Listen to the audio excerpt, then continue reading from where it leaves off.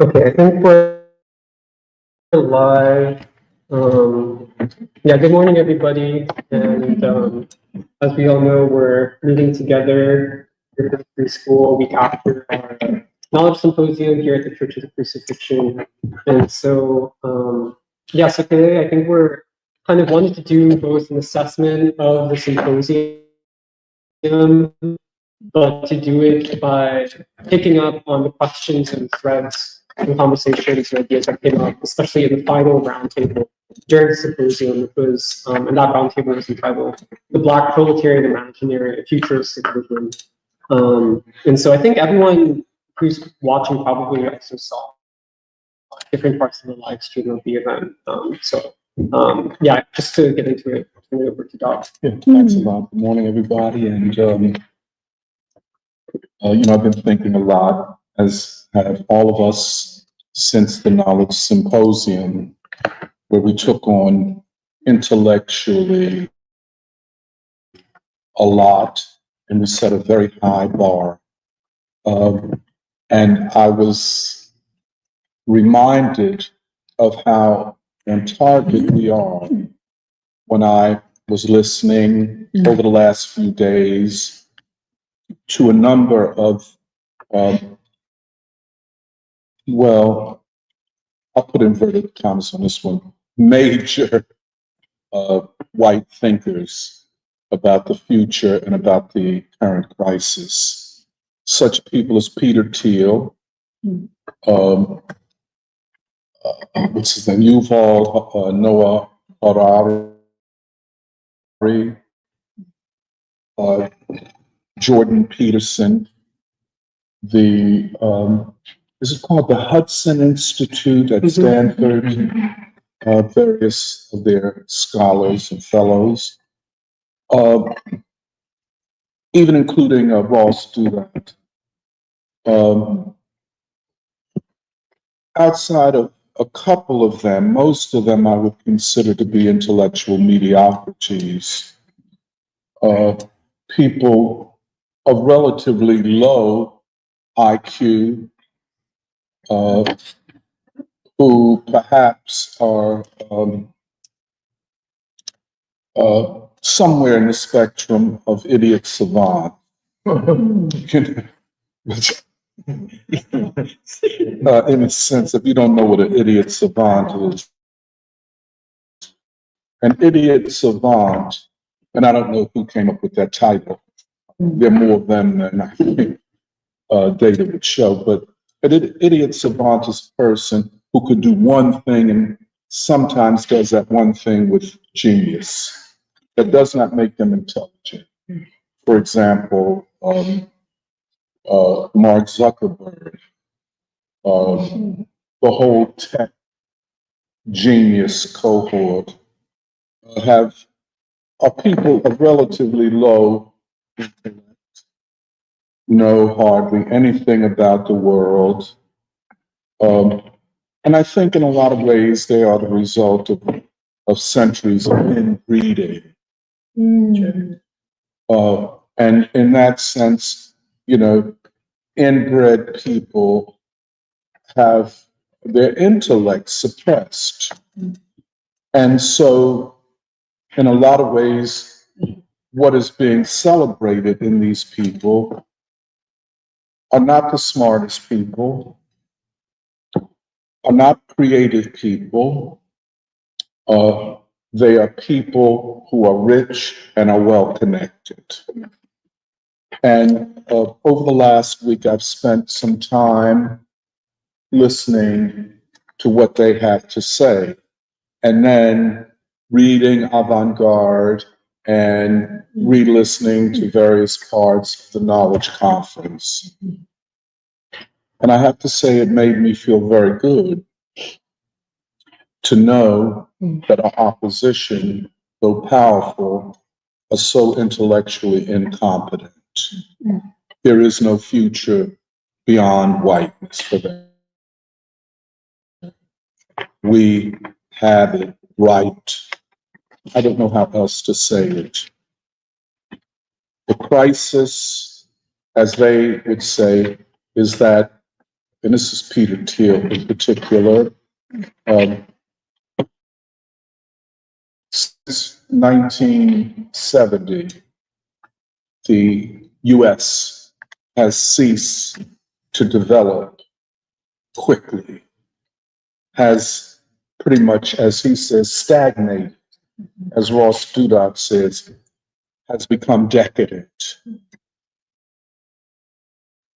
There is no creativity, there is nothing new, and they've kind of dug their heels in and are fighting to salvage Western civilization, in particular, the Enlightenment.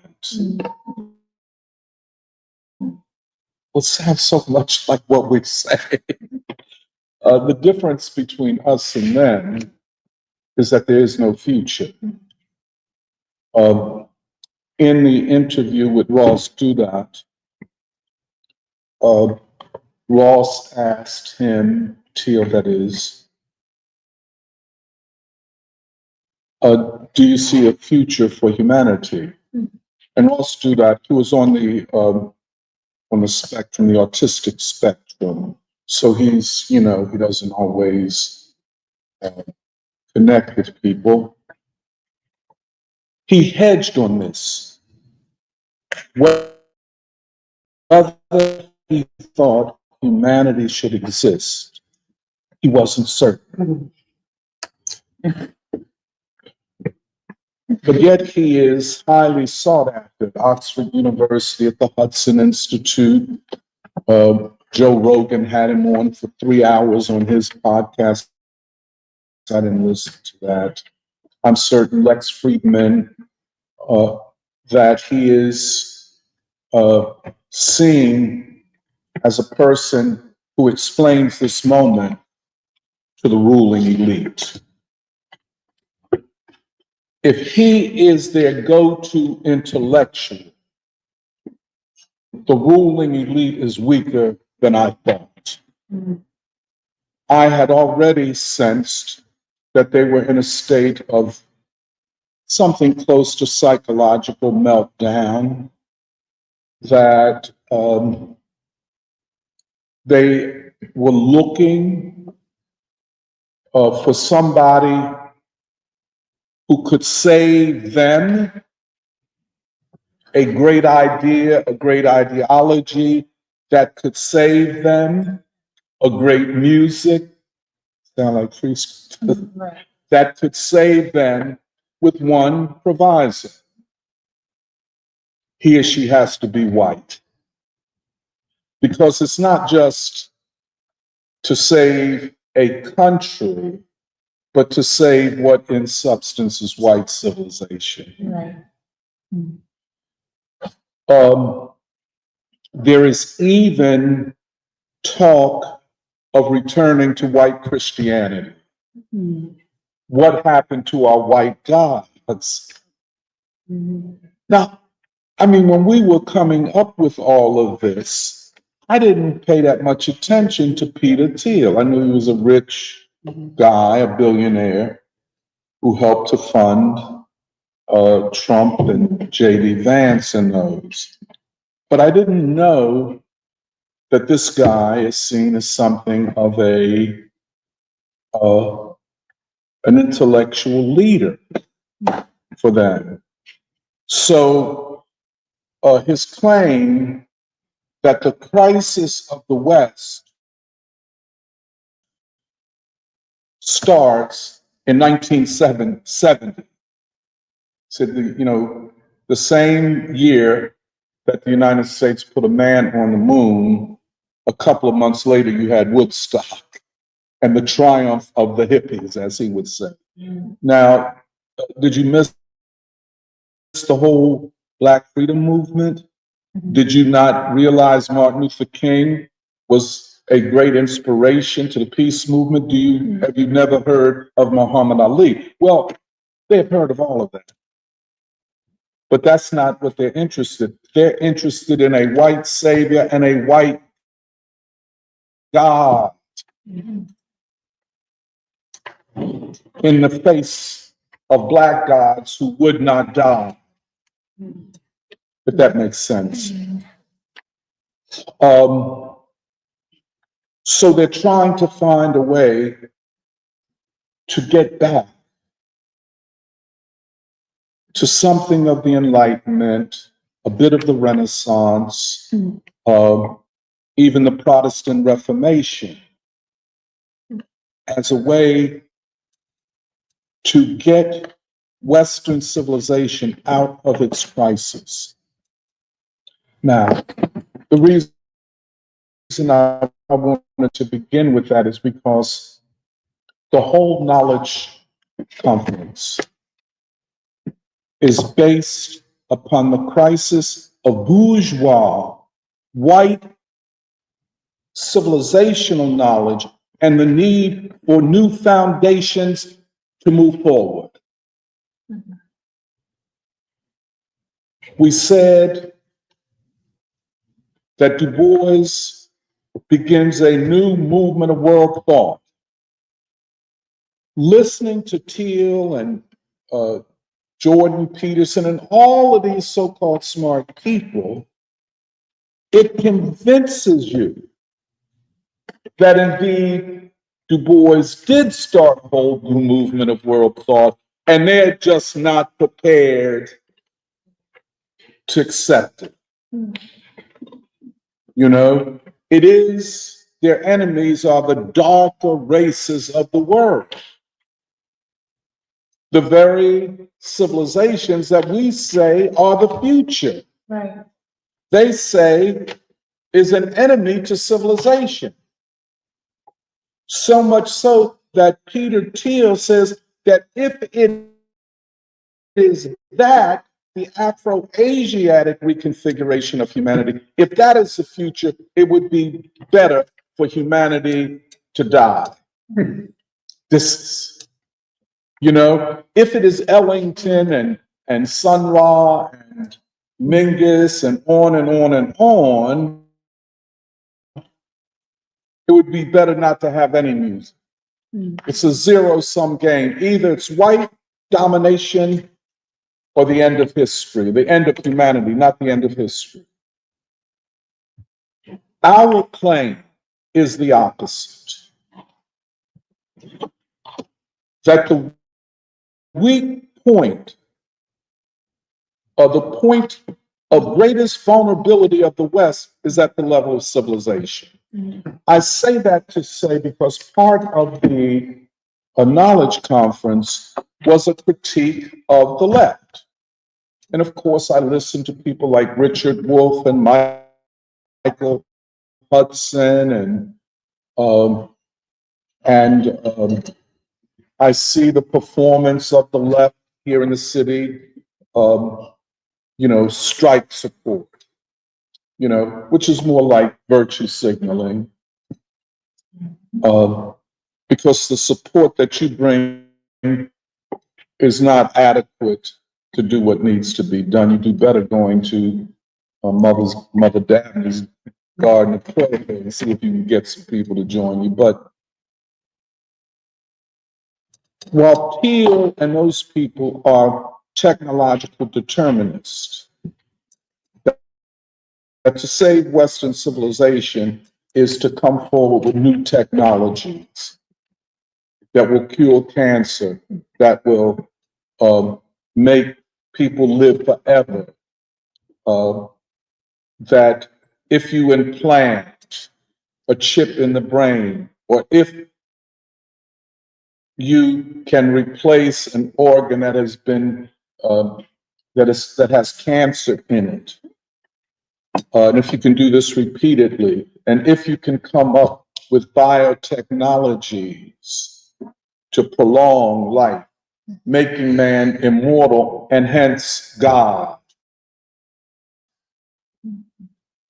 So technology, if you listen to them, and the West's dominance or former dominance in technology was on the cusp of establishing white people as God. The ultimate determination of all things. And once they are God, the rest of us, and this is the Greek Marxists, a genuine techno-feudalism, what he calls a techno-feudalism for all of humanity. This is nothing short of a white supremacist vision. Either it's white people or it's not. Zero sum, that's what we call zero sum game. Either we win or blow the whole thing up. This is where they think. Now, again, I want to repeat. These are people of low intelligence. Don't get it confused because they have a certain accent. They sound like white people are supposed to sound. And because they got a lot of money, a lot of people assume that they got that money because they're smart.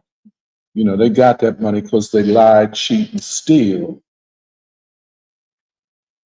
But this presentation of intellect should not disguise the emptiness of their minds, and really more than of their intellect, of their spirit, of their soul, of their humanity.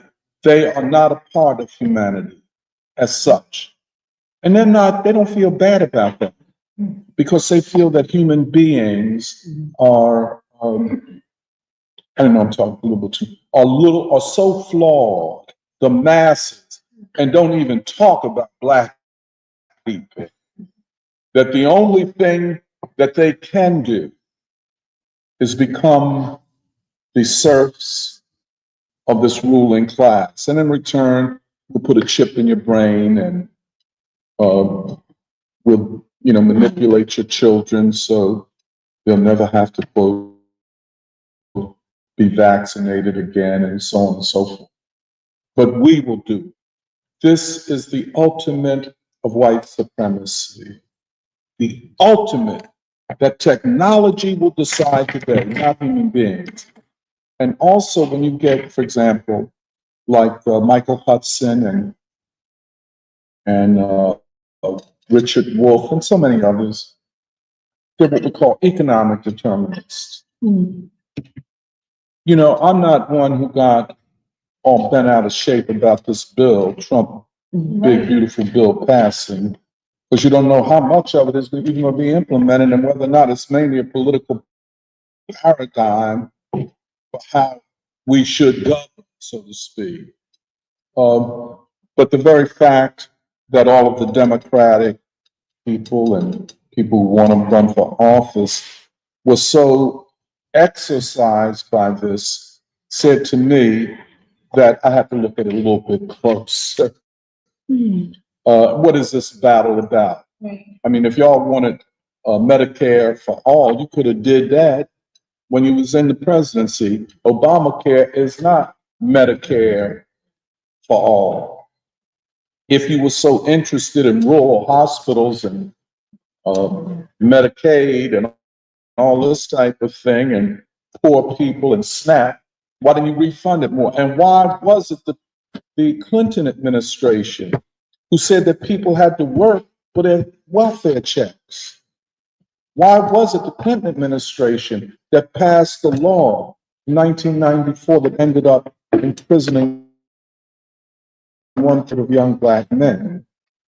I mean, if y'all were so righteous and good and fighting against this evil, then why didn't y'all do all this good when you were in power? And should I or we invest our time and our intellectual energy in a fight which is mainly to return the opposite party to power? Is that what we want to do? I think not, because that is not the inflection point. The inflection point going forward is civilization and the ideological struggle. It is they, it is Teal, it is Harari, it is all of them, Jordan Peterson, and all of them who acknowledge that the point of inflection, the Achilles heel at this point, is ideological. Can the white world, as white people, continue to rule? Let me end on this. The last panel was the Black Proletarian Imaginary, a Futuristic Vision. And why do we frame it like this? You know, first of all, imaginary. To imagine a future, to think of a positive future based upon the ideological and civilizational grounds that we think from. Why the Black Proletarian Imaginary?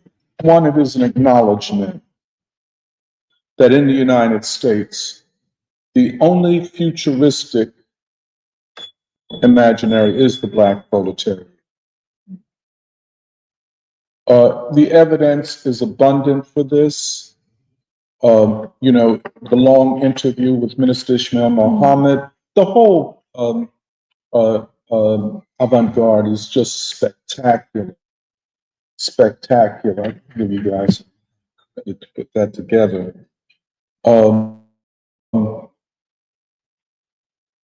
You listen to him speak, you read his words. Well, it's possible. There is a future, but evil has to be defeated. Now, evil is a metaphor for people who do not have the best interest of humanity at heart. Even Minister Ishmael acknowledged a third resurrection.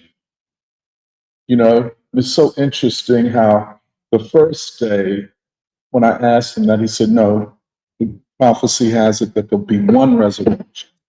But then I said, but suppose it is a resurrection for all of humanity. So the second day, he was very comfortable to use the language of a third resurrection, which is not at odds with the prophecy of the Nation of Islam, that the Nation of Islam is based upon.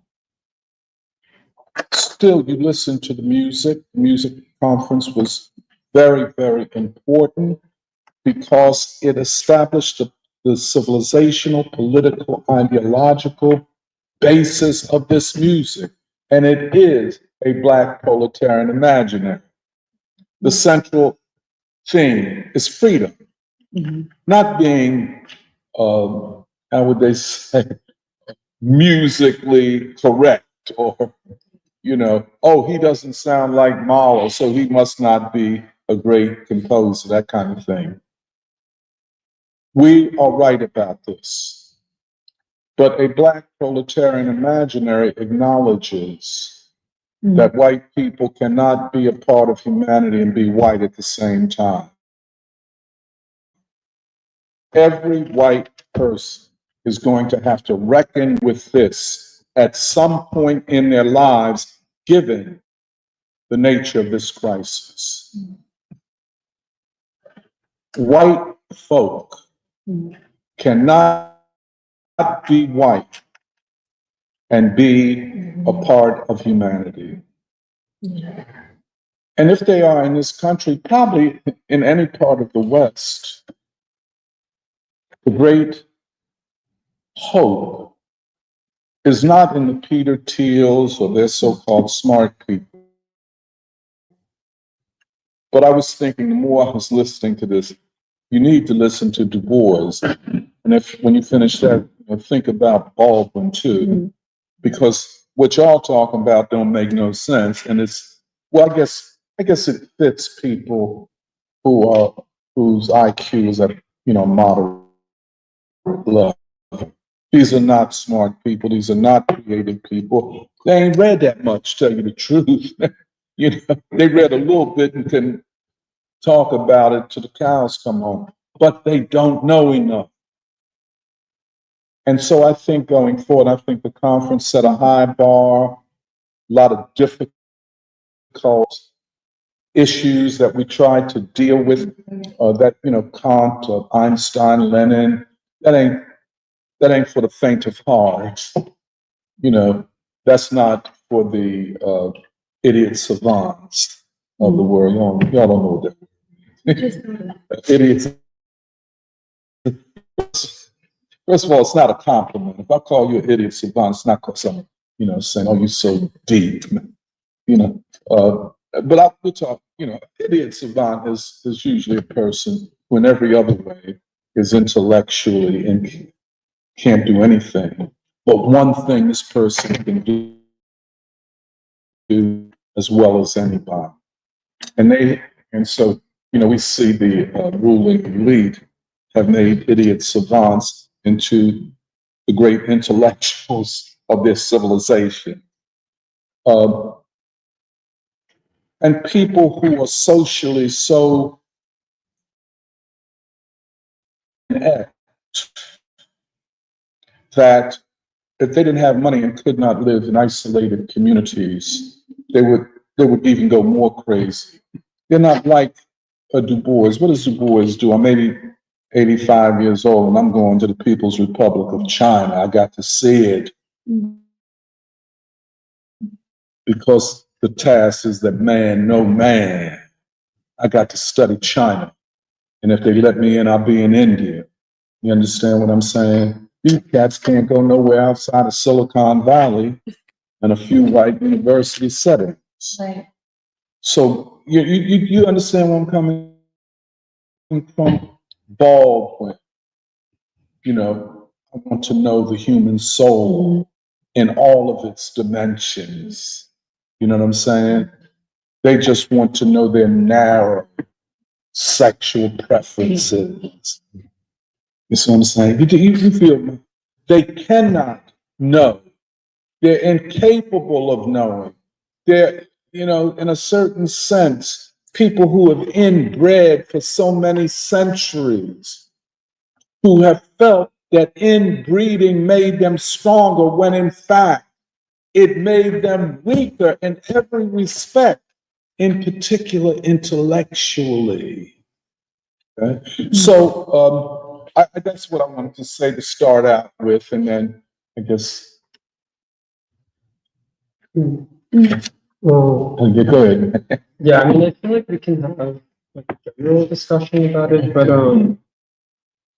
I guess I wanted to say just a few things also about just about the symposium, just because I've been thinking about it, and even as you were talking, it made me kind of think that if there were kind of like three main pillars for the symposium, at least for me, it was this question of knowledge, this question of civilization, and then divorce.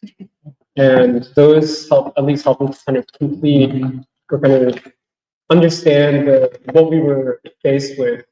And I know that we've said this before, but it's like sometimes it's hard because it's like, Free School has done so many events, and sometimes you're like, oh, we know what we're doing, and we do know what we're doing, but also I think part of it is that we are pushing forward, and we're faced with new demands in a new time, and we're asking more of ourselves, demanding more of ourselves, setting a higher bar for ourselves. And really, to me, a lot of or at least part of what the challenge boiled down to was, how do we make this question of knowledge a political question? Which means, how do we make this question of knowledge something that everybody has a stake in and everybody understands, and it's not just kind of like an abstract, intellectual, academic thing. And the other thing that I was thinking about a lot is like, I was trying to say this in like the panel that we were part of, and I don't think I did a good job at that. Like, anyway, and I think it was really borne out in the Sunday portion of the program, but it's almost like part of our premise or our hypothesis is that like so much has been revealed about humanity in the past century alone. And so much is crying out, like in the way that we talk about the music symposium, but like so much is crying out to be understood and to be known. And to be known scientifically, but also like in a new scientific way. And it's also that like so much is happening right now in in the world and amongst, especially the American people.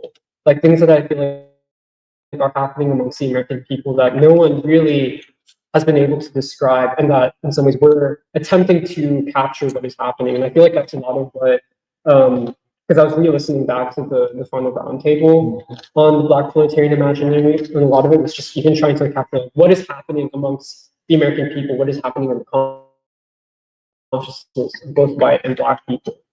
And that like our assertion is that we need Du Bois in order to be able to even understand like what has happened in humanity, what has been revealed about humanity, but also what is happening. And that I guess our other assertion is that both you cannot, because I guess we're also dealing with this question of like science. Why do we call for revolutionary science? Why do we place that task upon ourselves? And I guess in simple terms, the way that I would think about it is that one, you cannot grasp what is needed for revolutionary change in American society without a new science, and that you also would not be able to govern a new society without a new Du Boisian science. Essentially, I feel like that's kind of our basic worldview. And I think in that sense, like, yeah, because I was listening back to the final roundtable, and I think part of what was both very exciting, but also at times like it felt very daunting, was just us as free school pushing the limits of our own knowledge. Yeah. And I think this is what the challenge, but it's also like why even we're, yeah, like why we have this optimistic sense of the future. Yeah.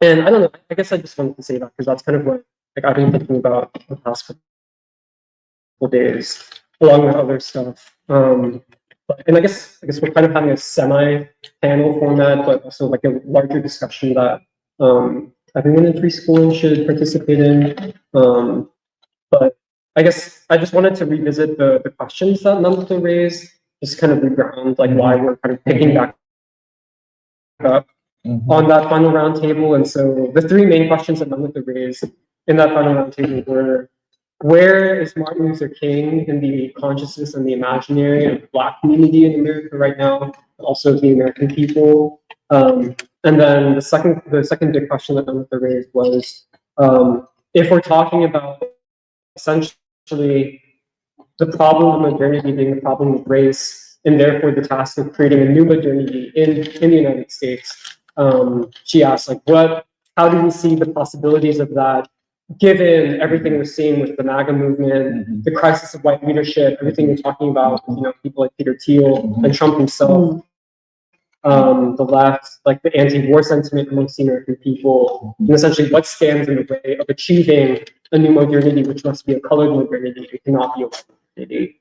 And then the last question that Namita raised was around this question of Black gods and governance, and how do we understand new principles and new values of governing a society in the light of these questions of the Black gods and like the interview with Ishmael Muhammad and the mention of Islam and all of that.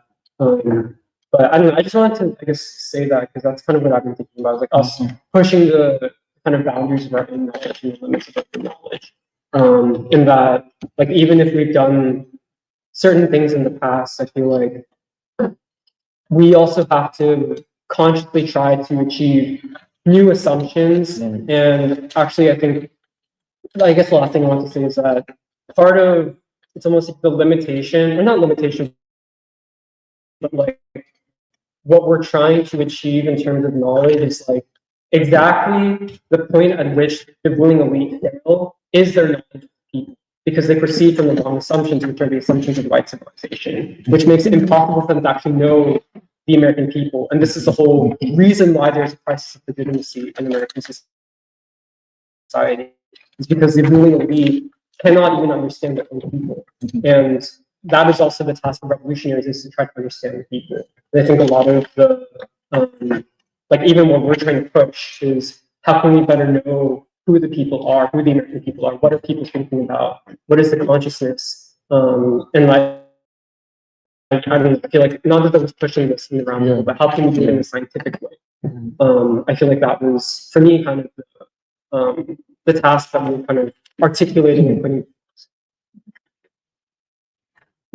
I think in some ways, Doc's introduction broadened the roundtable, because I think something we didn't really get to at the actual roundtable that I think, Doc, you're bringing in now is even the question of why is the concept of a Black Proletarian Imaginary so significant as part of our scientific assessment.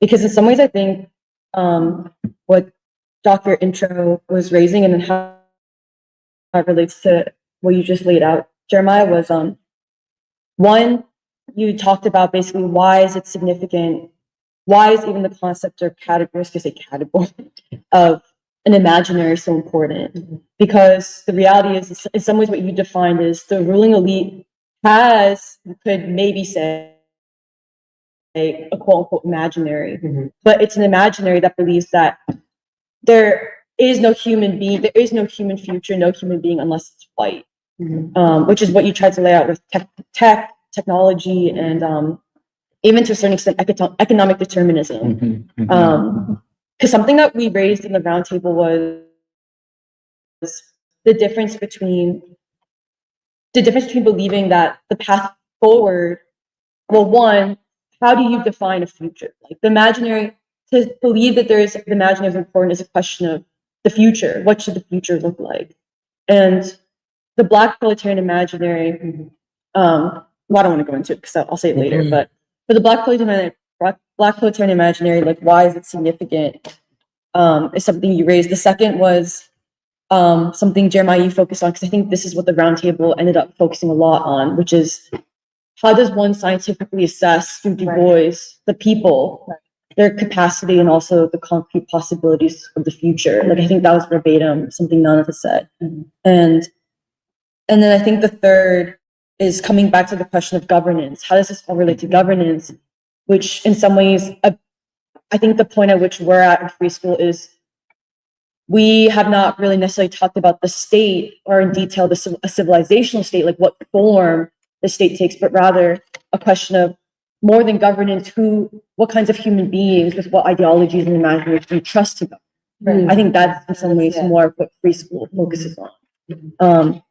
Which kind of all comes back to, from the get-go, something I thought a lot about coming out of the symposium was why the question of like, why is it important to even see an imaginary as an integral scientific category to understand society and the future, in a human future.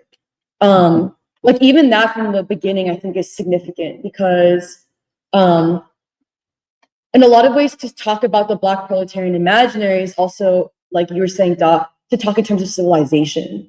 Well, the difference is, do you believe that there is a human future, a future of human beings, and hence human civilizations?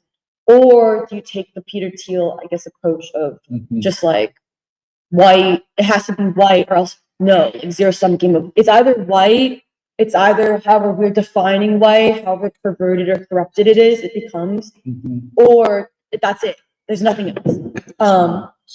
And another way I thought about it coming out of the roundtable was, we talk a lot about, since our 10th anniversary, this concept of there is a sky. That is revolutionary to even in these times present, to say there is a human future, there is a sky. But with the Knowledge Symposium, I feel like what we're trying to now define scientifically is, well, how does one paint the sky? What kind of sky? What is the sky? And I think that's the question of the Black Proletarian Imaginary, of like, we raised a lot in the symposium, in some ways, the imperative of the moral imperative. The reason why, like, whether you talk about music or you talk about the Black gods, these different churches, religion, these are all very moral. These are all basically like, I'm using an academic term, but like nodes, or like basically places and expressions, democratic expressions of Black folk. Okay, there's a lot more to say, but I didn't want to go too much. But the second thing I just want to say is something I took a lot away from the roundtable, is something that I said on the roundtable, and I'll say it again here, which is, I think we're only just scratching the surface of what Du Bois means by the souls of Black folk. Why it's important why it's so almost existential as a revolutionary to take it seriously of the people beyond the veil, behind the veil, that is where civilization is being born in America. Like, you know how everyone's always like, oh, this continent is like a new virgin soil, right? Which is false. It's like they were Native Americans. But like when people talk about this modern nation, this like modern nation born in 1776 America, I mean, essentially, like people like to believe that we're inheriting Western civilization, but in a lot of ways, it's not a civilization that ever really was organic to the people or fit the people. Because what about the masses of Black folk, the enslaved proletariat?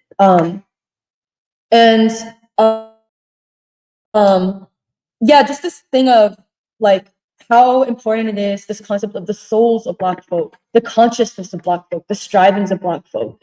That as a scientific category, essential to us assessing the American people today, not just Black, but even white, the white poor, which like, I always ask myself, why am I so interested in the white poor?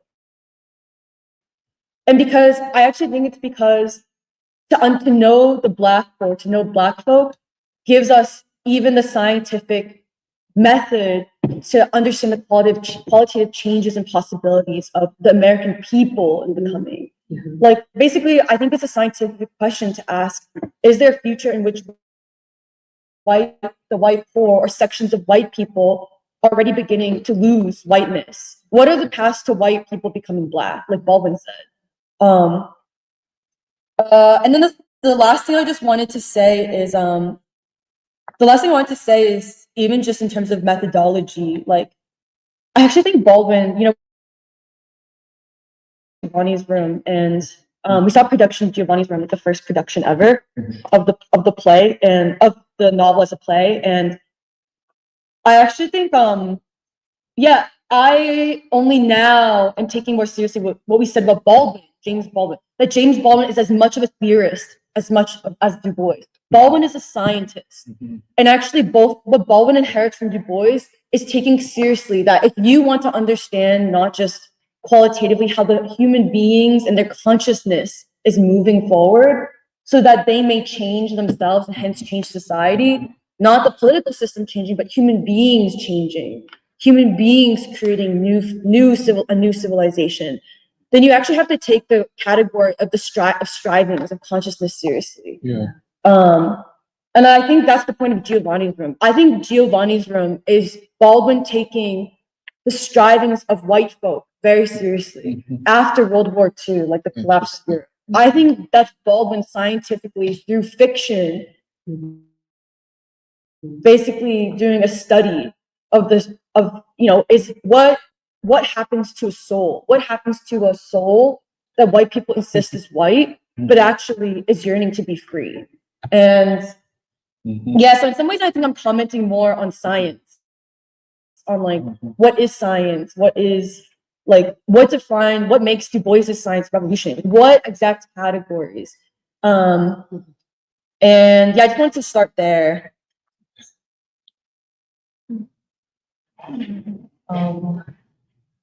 Yeah, just going back to the symposium.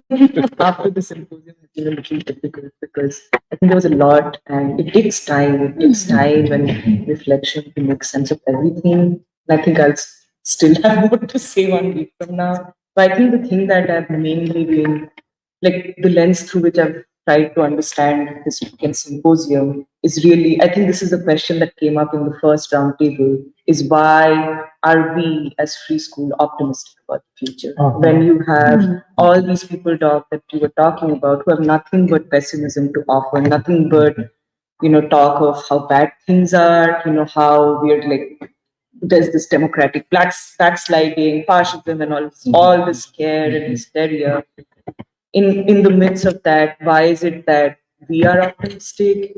And I was trying to make sense of some of the things that were said throughout the conference, and especially in that panel we did on Afro-Asia, Bandung, and the Black freedom struggle and world communist movement, which started. And I really liked how Raju started talking about, the Asian future by saying that, yes, we are at a time when Asia is rising, but the future is still uncertain. We do not know. We do not know if it would be successful. thwarting this rise of Asia and coming in the way of this reach, all humanity reach towards peace and democracy. We do not know. And so our optimism is definitely not based in absolute certainty about what the future is going to be. And I think ultimately the conclusion that you come to is that optimism is based on the fact that we have faith in humanity, like we have faith in human beings ultimately being able to prevail. And I think this relates to what Jeremiah and Emily were also saying about why the Bois becomes important. Because first of all, I think this was one of the, according to me, a great accomplishment of the symposium was to give a civilizational Du Boisian framing of this moment of the crisis of the West, because he returns us or allows us to return to the question of the very purpose of civilization, the very purpose of human life. What is it that, human beings in an ideal society should wake up and imagine that, like, what is their life about? And Du Bois allows us to come back to these fundamental questions and to center it on the human being and an understanding of the human being. Like Emily was also saying, man knowing man, and man not being able to know man without knowing the Black man, which is why the Black Proletarian Imaginary becomes... Don't pay me no attention. No, because, like even what Jeremiah was bringing up about the panel we tried to do on Kant, Einstein, and Lenin, that always felt like a very difficult panel. But what we were trying to establish there also is this relationship between philosophy and thought, and to basically say that thought and human consciousness deserves our attention right now. And a study of where human consciousness is at deserves our attention right now, because it is really human consciousness moving forward that will achieve the future. It is not going to be through war. That is basically the path to the future. Human beings will create it.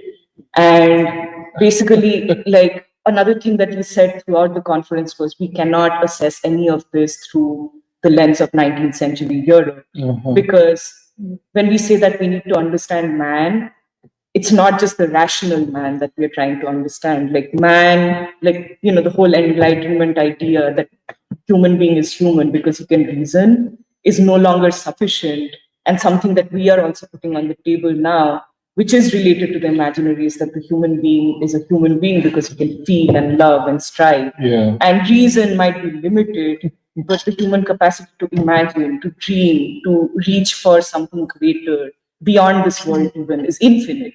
And actually re-listening to the last roundtable made me feel pretty emotional, because I think this is such an opposite, like it's such a positive vision, which is the opposite of what I think our everyday lives have become in a society and a time when you're supposed to be constricted, when you're supposed to basically be afraid of the future, afraid of failing, so afraid of failing that you don't allow yourself to put yourself at risk, to take any risks, to strive for anything, because you're so afraid that it might lead to failure.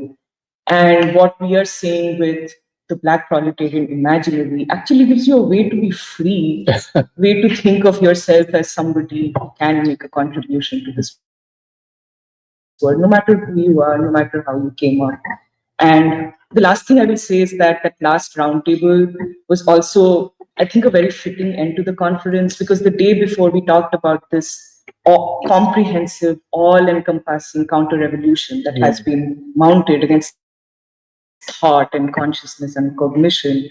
And in that roundtable, we also came up, like, what was also established is that, yes, to some extent, this affects all of society and all youth, in particular, where, even college-educated young professionals have to face this because they're being socialized to become white in order to basically take them away from the human family and to sort of direct them to where the ruling elite want them to go.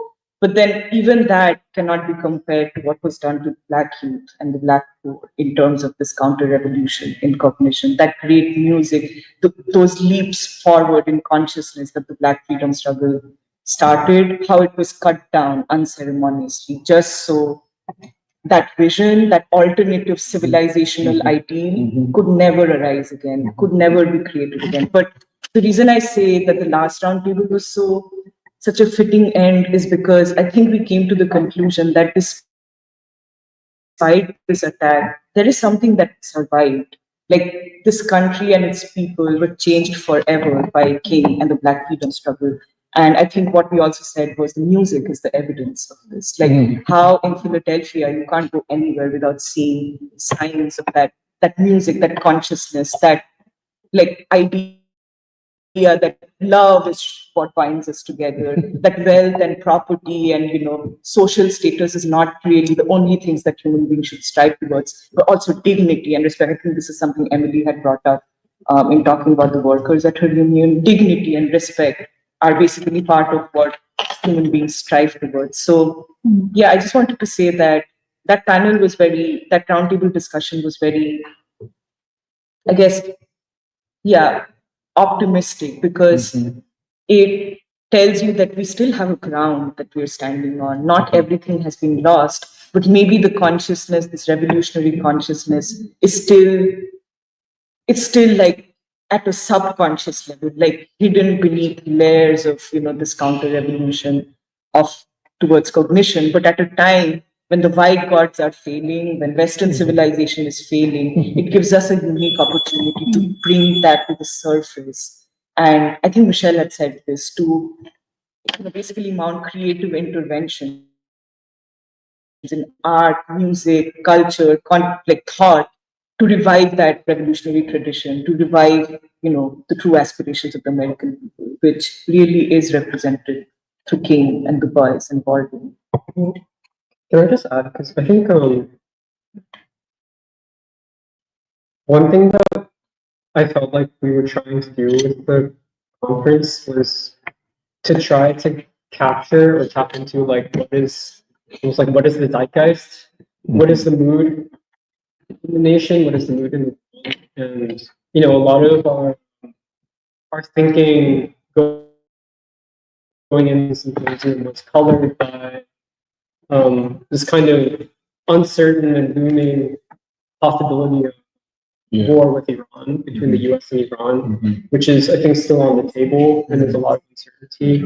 And I bring it up because part of what I think I would hazard that many people would agree with this is that it feels like we are living in almost kind of uniquely uncertain and unstable times. Like the world feels very uncertain and unstable, and that you talk about this in your essay in Avant-Garde Dog, but that in a historical moment like this, what Du Bois calls law and chance, the chance element becomes more and more important. And again, I bring it up because if the nation and the world feels basically much more unstable and almost like inexplicable, like you can't really describe what's going on either in America or in the world with like an economic model. You can't define it with like AI. Like none of these kind of theories and frameworks that people have, especially whether like the technological determinist people, the economic determinist people, none of those frameworks can really, like the whole point of those is that they're trying to predict what's going to happen, and actually a lot like even for someone like Peter Thiel, because he founded not just like these big tech companies, but I think he's also part of Palantir, which is like a weapons company. And actually a lot of like the reason why they have these frameworks is so they can make predictions about like this is where the world is going to head. So this is why we're investing in these things, for example. Why we're investing in wars, because we predict that wars and like for instance between the US and China. And at the same time, no one really knows where the future is headed, where the world is headed. And this means that, I think I said this, but it's like, my strong feeling is that things are happening amongst the American people and the world's people that no one really has been able to really capture. And it's like, that's why we turn to Du Bois, because Du Bois opens the door for us to be able to like begin to see it. And I think this is part of what we were talking about with even like this whole question of like the crisis in the Black community, this whole question of cognitive manipulation, which is like, has anyone really been able to capture what is happening with these people? And my feeling is that like the reason why the world feels so unstable is because there are these great changes, whether subconsciously, consciously, I don't know like there are these great changes which are happening amongst, especially amongst the American people, which I think we were beginning to peel back the layers, especially with that final roundtable. Okay, like how do we assess what's happening with the white poor, for example? How do we assess what's happening with like Black youth? And I feel like this is essentially like really what we mean as like an area for investigation. And I guess I wanted maybe to, I don't know if people want to interject, but I also wanted to also bring up this question of like I think what Doc brought up of white gods, and because I know I'd asked the question at the very end, which was basically like the kind of narrative and conception of the Western state is a secular state. Yes. It's like the kind of move from a quote unquote religious state with the Catholic Church to a secular liberal bourgeois state. But the irony is that actually, this is my, I guess my hypothesis, is that like what is being revealed right now, especially, is that even with all those claims of like we are secular liberal states, they still need white gods in order to function.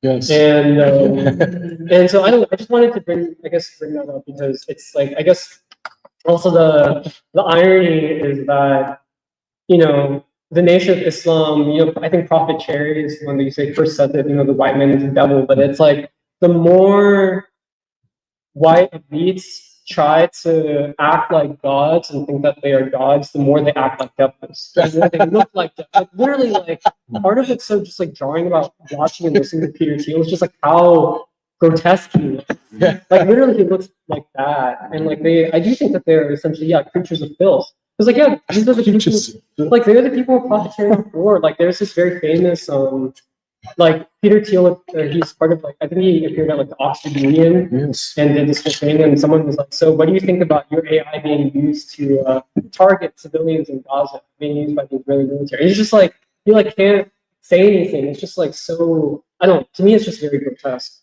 And sorry, I know I brought up a lot of different stuff. I don't know. Just to me, it was like interesting to kind of contrast like for all the claims about Western modernity and the Western, you could even say the Western civilizational state in its kind of liberal construction. They, at the end of the day, they are still in desperate need of essentially white gods. Yeah. Which I think is a kind of paradox. Can I just say something? They think they need white gods. At least they use white gods to brainwash white people. But the alternative, and I think this has been one of our contributions in thinking about Black gods of the metropolis, which is a way of explaining the aspirational, the moral aspiration. So just a small thing. When you listen to Peter Thiel in particular, I don't know about Harari. Now, he's Jewish, lives in Israel. But it was they who killed their gods because they thought they would become God. And now that has failed. At least that's what I pick up from them. And they are in a state of, well, crisis puts it mildly, trauma, nihilism, almost, and I get this from Thiel, and you may have picked it up too, that he's from time to time on the edge of suicide. And no, he does not look well, although he has the best food and he's only 57. You know what I'm saying? And he looks terrible. There is no color in his skin. I don't even know that he can smile. There's no joy in his life, no humanity to him. But yeah. Well, I wanted to say I haven't finished the interview of Minister Ishmael, but something that already stands out is this conception of religion.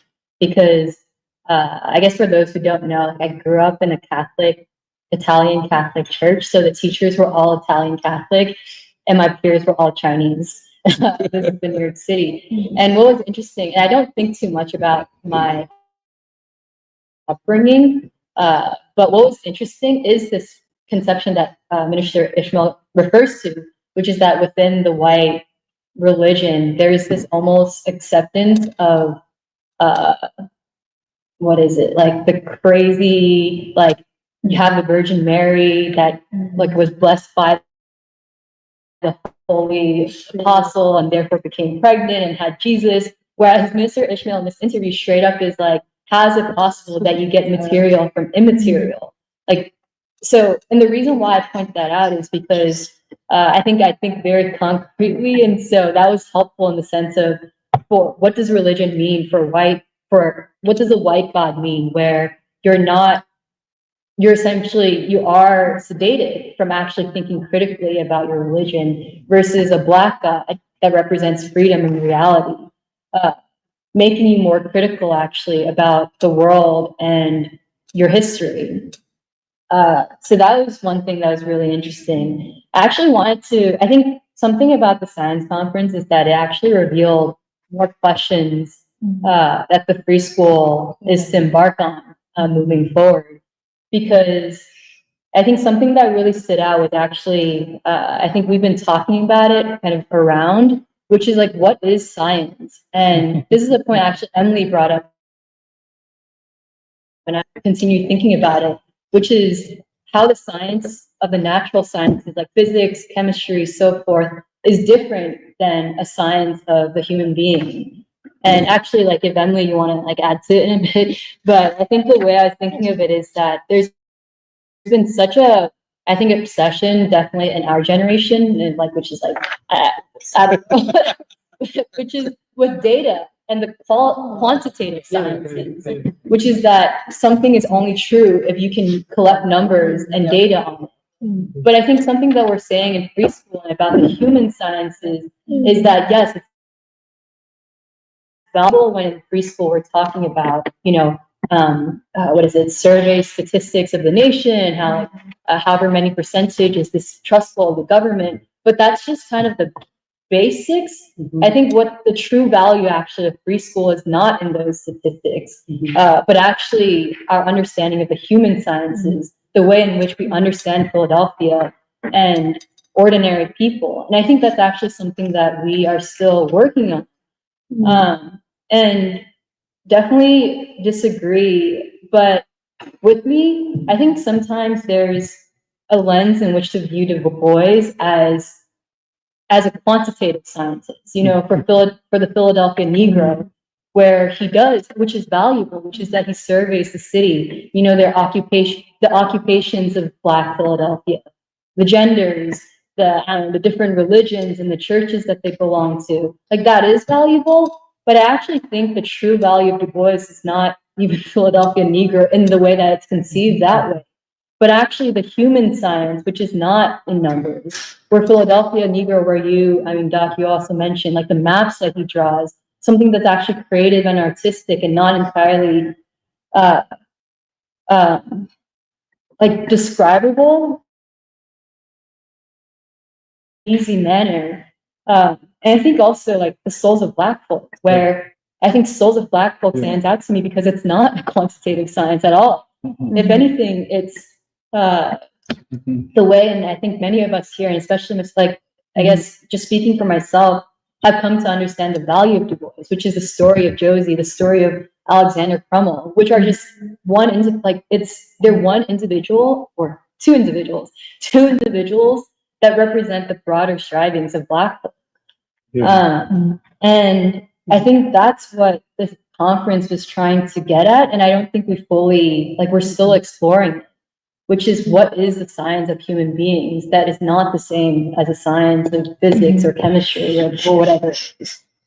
And I think that also gets to the soul part, which is how do you understand the souls of human beings? And I think that's something too of this thing that we're discussing, which is Black gods versus white gods, Black America versus white America, or not versus, but Black America, white America, and how, what do we even mean when we say like physically white Americans are becoming Black?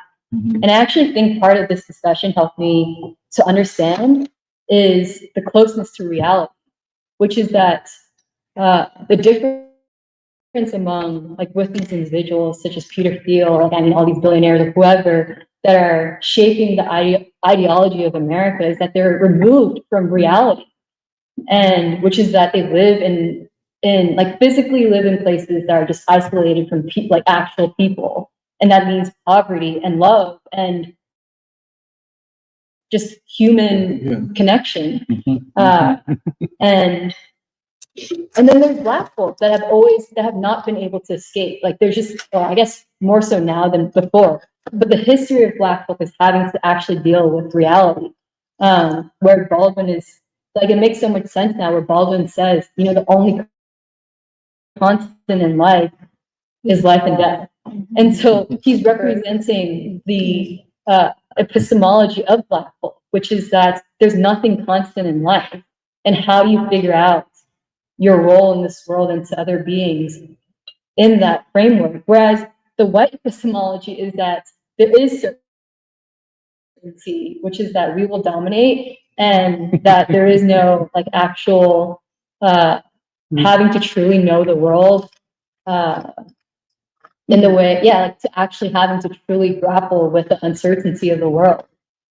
But then I guess in what Emily was describing in the union experiences is that you have white America that is not able to be white anymore, where they have to face reality. They have to face reality of poverty, the reality of poverty, the reality of drugs. I mean, all of these things that Black America has had to face. And so, but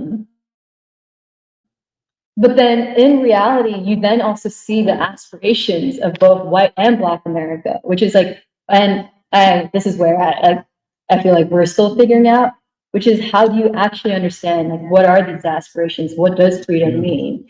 And I think that's the piece where I think free school is also trying to understand, where reality is not statistics. I mean, not only statistics, but reality is also music. Reality is also religion. Reality is also, I mean, how people love in spite of it not being the rational thing to do in a way. And yeah, so yeah. Well, building up what you're saying, I think you helped clarify my own thoughts too, where I also thought the last roundtable was deep because we're talking about this concrete possibilities of how we're assessing the American people. Like, and we're talking about how does one even begin to assess scientifically, and like both at the same time, which is hard. And like, even what you just said, like music, the reason why music are in some ways the things we've been talking more and more about are Black gods, or even let's just say religion. Like religion and the music, those are concrete expressions of consciousness. And but the thing is that white science, let's even have to include Marxism. I think white science cannot conceive of music or religion like Black gods, for example, what gods you worship, as being concrete expressions of a changing consciousness. That comes from Du Bois, because like you helped draw about the point I was trying to make about the white members of my union is that there's something qualitatively different about certain sections of the white poor. Like you could call them maybe the stable white working class of very specific areas, because it's not just like, oh, every single white worker, but it's actually specific historically industrialized areas of the state who I have seen seem to have more consciousness. And I'll stop there and just say, one, how does one even consider consciousness? Why? I don't have to think about. Like, I do think it's important to even identify that, even to ask the question of how does a white person, this white, very specific white worker, conceive of themselves, is a scientific question that comes from Du Bois. To even say, what is that person's consciousness? How do they conceive of themselves? How do they understand their existence? How do they understand their being? How do they identify themselves categorically? That is a scientific question that comes from Du Bois. Human science. It doesn't come from Marxism. Marxism would be like, what kind of work do they do on what kind of factory, what kind of industrialization? The assumption is that your economic conditions, how developed the society is, then determines your capacity and to a certain extent consciousness. Du Bois says that it's not just economically determined consciousness, but it's a mix of law and chance. And like, I mean, it's not, I don't think it's coincidental that from the most highly industrialized parts of Pennsylvania, Northeast, which is coal, I think there's different kinds of mills. They make pencils or something. Honestly, I don't even know. I should study this more. It's based upon members telling me that they used to work at envelope factories and different kinds of factories in the Northeast. And then the Southwest, total steel. Like, literally, this produced one of the large steel bastions of the country. Isn't the Southwest coal? I don't know how, maybe Okay, I'm some coal, sorry, but I do think Pittsburgh area is known for steel. Oh, Pittsburgh, yes. Yeah, Southwest, known for steel. Mhm. Like many different steel. It's not coincidental that you get basically white workers, maybe the sons and daughters of the steel industry, who are basically, they basically have seen everything they put their existence into fall down. They feel betrayed. And I think it's not just about like, oh, this economy sucks. It's a question of the white gods have failed. A certain worldview has failed me. And that's why you start seeing, when you ask the question, how do these white people conceive themselves? What is their consciousness?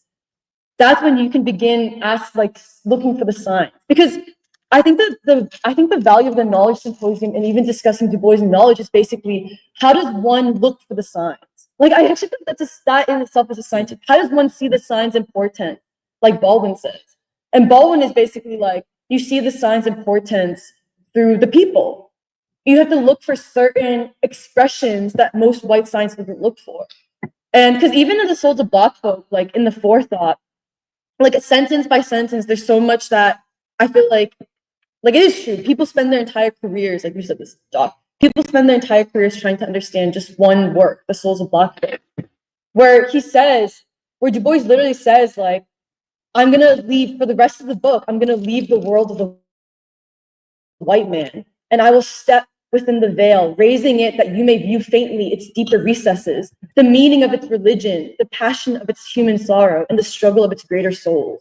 He's kind of, in some ways, he's scientifically categorizing, right? He's like, look, if you go within the veil, I'm going to lay out to you the concrete expressions of a human people, a civilization becoming, a human civilization becoming, that everyone who doesn't give a damn about inside the veil will never ever be able to consider to their own detriment. And that's us. We choose to go within the veil. And he even lays it out. He's like, religion, like Black gods, free school, we take the Black quote unquote cult seriously. Because we think the Black cults, the Black gods show something about, basically show something about the aspirations of people, and also their morality, their consciousness, what they demand of the future, their art. And then he talks about their sorrows, the sorrow songs, the music, how it's expressed, the tragedy. Like, all of that is just as scientifically important as economic conditions. And I think even that level of thinking of like, well, how do we as revolutionaries even see the people? How do we scientifically assess the people? Right. Like, that can be found in Du Bois. It's very different than even the way with Kant, like Kant's categories of knowing are not enough to explain a civilization becoming within the veil. Could I say something apropos, if you don't mind, apropos what you're saying, and the production of Giovanni's room that we went to, which was great, but very limited. Let me explain why. You know, the writer of the novel is James Baldwin. He is looking at white people through the lens of a Black Proletarian Imaginary. I don't know who wrote the play, but certainly I don't think they had risen to the level of consciousness where they could show an all-white cast of people and actors who, for Baldwin, the book Giovanni's Room was about hypocrisy and incapacity to love, which was a civilizational statement And you know, I really love the production. I like the clothes, by the way. But I think when we think a little bit more about it, they were not able to do what Baldwin set out to do. And you're right, it's after World War II, or the Americans could go to Paris very cheaply because, you know, Europe was destroyed and the dollar was, you know, so powerful. But and I think this might be a deeper problem. The level of critique in Giovanni's room was not in the play. And that's not to take anything away from them.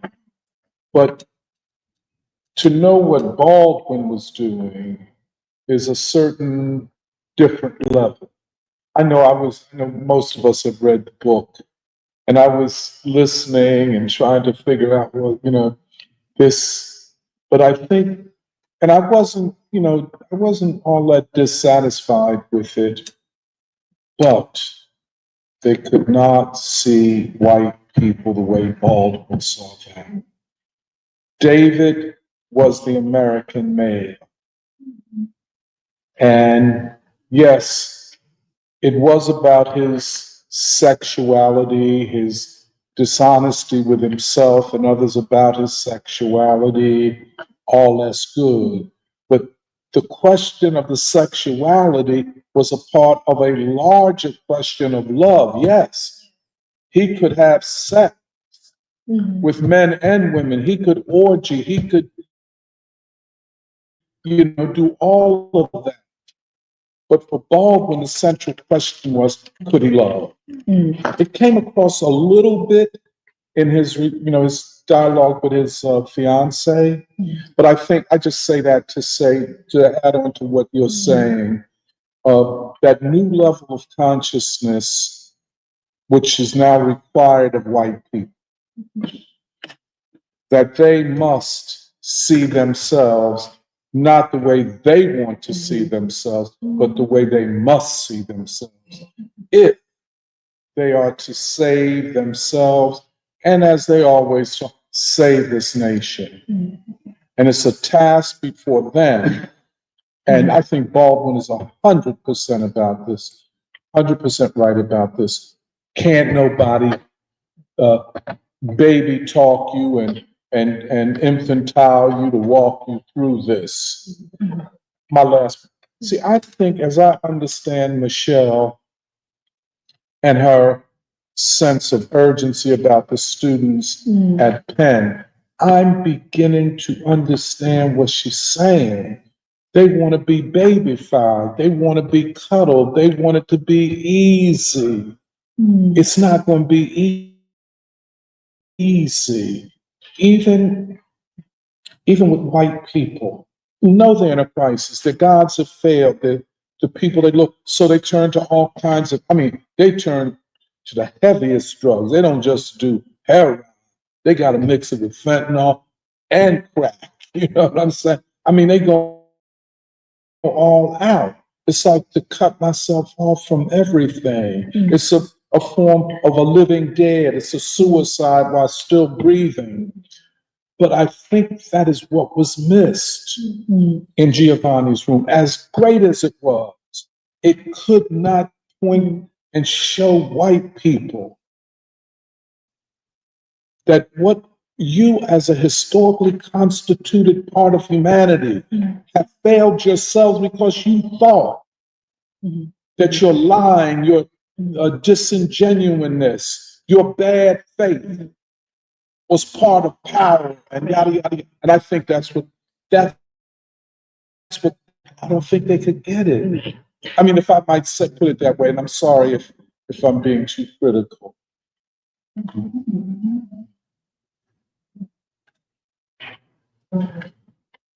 Yeah, I saw it, and I thought it was marginalized because it made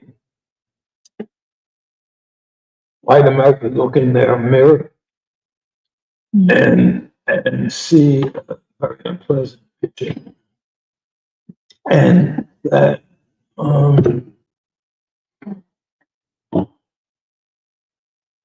I thought that was some form of escapism to deny their humanity. And Yeah, it's very interesting. No. I'm just, to deny their humanity while claiming to affirm it. It's a dilemma. How do white people deny their humanity? By denying humanity as such, and in particular, Black humanity. Man cannot know man unless man knows Black men. You can't just know white men. And this is the crisis of civilization and of knowledge and of science and of the failure of social science. Man knows man, but man is white man. I don't have to know Black people. I could laugh at their music. I could laugh at them, turn them into minstrelsy. But then you did it, and this is Baldwin, you do it at your own peril. To deny Black people, you do that at your own peril, especially when the world does not deny Black people. Okay. Yeah, because you brought up the techno-feudalism doc. It reminded me sort of the marriage of postmodernism and techno-feudalism is this denial of humanity and this idea that you can get a chip in your head and you'll get Netflix straight to the brain, and you don't have to there's this conversation of, well, where are the youth? Well, the youth, they don't even go outside anymore. Say it one more time. Where are the youth? Yes. And it's not just a question of Black youth, but it's a question of youth culture and the youth in general. Well, this question came up during the conference, and I think we all generally know where the youth are, which is not outdoors anymore. It's not even safe outdoors. Children aren't even welcome outdoors. If you want to go outside in the city, you have to pay to be there, or else you'll be told to leave. But more importantly, the tech oligarch, takeover of the economy. In countries that implemented neoliberalism, they're experiencing a population curve where the populations are aging. And countries like Japan, they actually sell more adult diapers than they do children's diapers. And to see a country go through something like that is quite sad, because there are all these places where children should be and it's empty, or they have to close schools. One of the things I appreciate preschools, it's always been a cross-generational political project. It's not just been young people and older people. I was talking to someone and they were talking about how Elvis and the Beatles were a big deal because that was the first time where there was a youth divide where younger people and older people listened to different music, whereas before everyone used to listen to the same music. And I'll leave that. Well, I'm glad you brought that up, because I think I was like during the roundtable and even afterwards, I was kind of thinking and pondering on this question of who do we mean when we say white gods? Like we have the representation of Christ and in Christianity, and but then I also think about how technology has become something that white people worship. The market has become something that white people worship. So these are like the modern white gods in my head. And when you look at all of these podcasts that we were mentioning, it sort of latches on in a way to one or other of these things that people worship. They consider them gods. They consider them to have an unknowable or ineffable way of affecting their lives, even if they're not really in control of it, or they don't really understand it, And even in Giovanni's room, because this thought was in my head when we were watching the play. I'm like, white people also worship sex, you know, in a way, and it pervades their lives and it controls their lives. And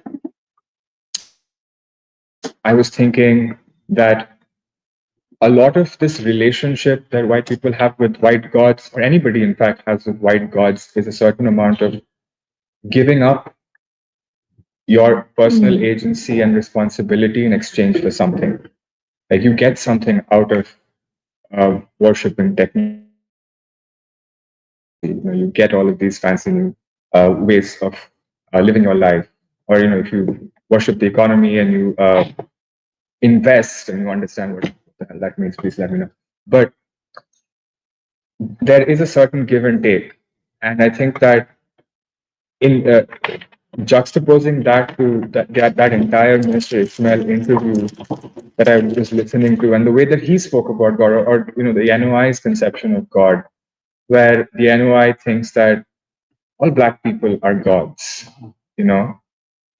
and we're all striving to be that perfect representation of ourselves. And the way that he talks about God is that God is there. He's there to make sure that you don't go awry in your path. But at the end of the day, you have to take responsibility for your own actions and do things in order to get somewhere, create a future for yourself and for others. And so that is something that I was thinking of when this conversation kind of clarified something in my head about the Black gods versus the white gods, and how the relationship that you have with each of these entities is vastly different. And I was thinking about how Baldwin in the letter to my nephew, no, probably the letter to my nephew, the second part, what was it called? Fire Next Time. In the Fire Next Time, he talks about white gods, and he says that, Black people abandoned white gods and then they moved towards Black gods. And that's because they saw in Black gods the opportunity to represent themselves in a future. They're like, I can include myself in making my life better instead of just giving up and saying that something nebulous and miraculous will happen at some point, and I don't have to do anything about it. I just have to pray and keep faith all the time. And in it, I find a lot of sense. I find the way that Baldwin writes about this shift from Black gods to white gods extremely scientific as well. And I think that Baldwin really does write very scientifically. Because yesterday I was listening to, I was having dinner and I was listening to one of his old interviews, and he was asked by this person, "Why does it take you so long to write your books? Like you published this one like 8 years ago. Now you are about to publish your next one. Usually they don't really take so long." And what Baldwin said was that, well, I have to get it right, and he didn't say all that much, but what I heard or what I got from that is that he needs to make sure that every character in his book is representing the truth. And for that, you need to do research. You need to know how people will react, how people feel, what emotions they kind of exhibit at certain times. And that's a lot of scientific understanding of people. I also I go back and I think that, what I do in lab, that's quantitative, as Alice was saying.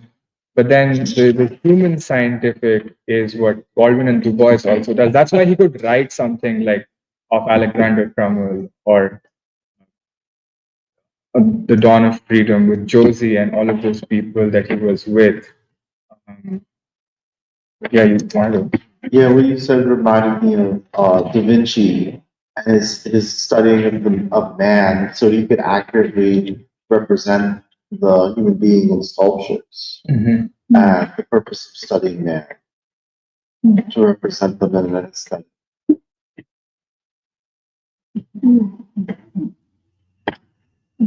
Well, I like what you were saying about what's at the heart of the difference between white gods and black gods, and there's a certain abdication of your moral authority to a white god that separates you from the rest of humanity, or any personal responsibility.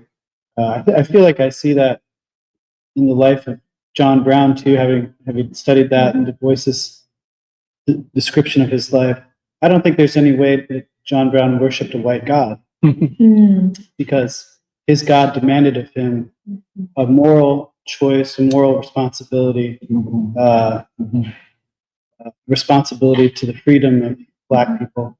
I don't think that could be and it was similar to King, where King was a Christian, but didn't worship the white God because his God demanded of him a certain moral sacrifice, a risk of everything for freedom. I just, it's interesting, this coming up the issue of black versus white God. I've been away for so long, but you know, I came up, it dawned on me, I was so little, by me being a musician, there was the black bourgeoisie who claimed to be Christian, but they were just opportunists. Then there was the Nation of Islam, which was like late 70s, early 80s. Then there was the gospel singing Christian church, the jazz community, and most of all, you know, remember Lee Cultural Center, Bobby E.B., Bobby Crowder, remember him? Well, there was a community of black drummers. Yes. And they used to talk about, they were very much involved in Yoruba culture. So to them, God was Obatala. And yea, my God is in the sea. And then the black music community, there were two communities that it was like a birth of the so-called non-white God. And I saw how it empowered them. They didn't have a lot of money, but they had a lot of pride. And I noticed it with the people that consider themselves to be black, they would never say Muslim, they want to say black. And a lot of times they had done time, but I noticed how smart they were. When they would come out, a lot of them had read the Bible while they were away. They start, they may have been a high school dropout, but what I noticed that those two communities, the pride, the idea of, I may not have anything, but that I know I'm capable of doing anything. And being here, I think, the reason I'm saying it, because the very fact that preschool is considering the contribution of the Nation of Islam, I want to commend you because, you know, when War B. Muhammad came in, everybody wanted to kick the Nation of Islam to the side. The gospel, I suppose that was just sinful, what have you. But when you deal with the intellectual level of the black Muslims, that was, because I just assumed that they were teachers and things like that. And then when I would speak to the black bourgeoisie with master's degree, they talk in circles. They never make any sense. And like one said to me one time, well, the Europeans brought a lot of good things to America. And I asked him, I said, look at you, you're light. How do you think you got so light? I said, what? Yeah, but you know, I think, so I know certain confusion, particularly with the mulatto class. You know, the like, whereas a lot of the ones that had done time were always darker in color. And then I started seeing that systematically, you go in certain neighborhoods, certain people look a certain way, they talk a certain way, they end up in prison. And then, but I always noticed that when they would get out, they would be talking logically. Okay, the master's degree talks in circles, but the one that just got out of prison is making all kinds of thought. There's a lot of logical thinking. And when I first heard the concept of the white man being the devil, at first it kind of shocked me. But then when he told me the history, I said, yeah, kidnapped Africans, took them over here, stole the land from the Indians, Christianized them, mixed them up on the books that he couldn't learn the language. I said, oh my God, I see what I think. I said, that's a bad person. So they made me see the logic, not saying I agree with it, but I saw the logic of if I'm down and out, you threw me in jail, my mother and father were poor, and then you tell me that God is white, well, I don't want to. Right. They had this main thing, you talking about Afrocentricity, that was the beginning of Afrocentricity in this city, not Molecular Science Temple. It didn't happen on the university. It happened in the prison.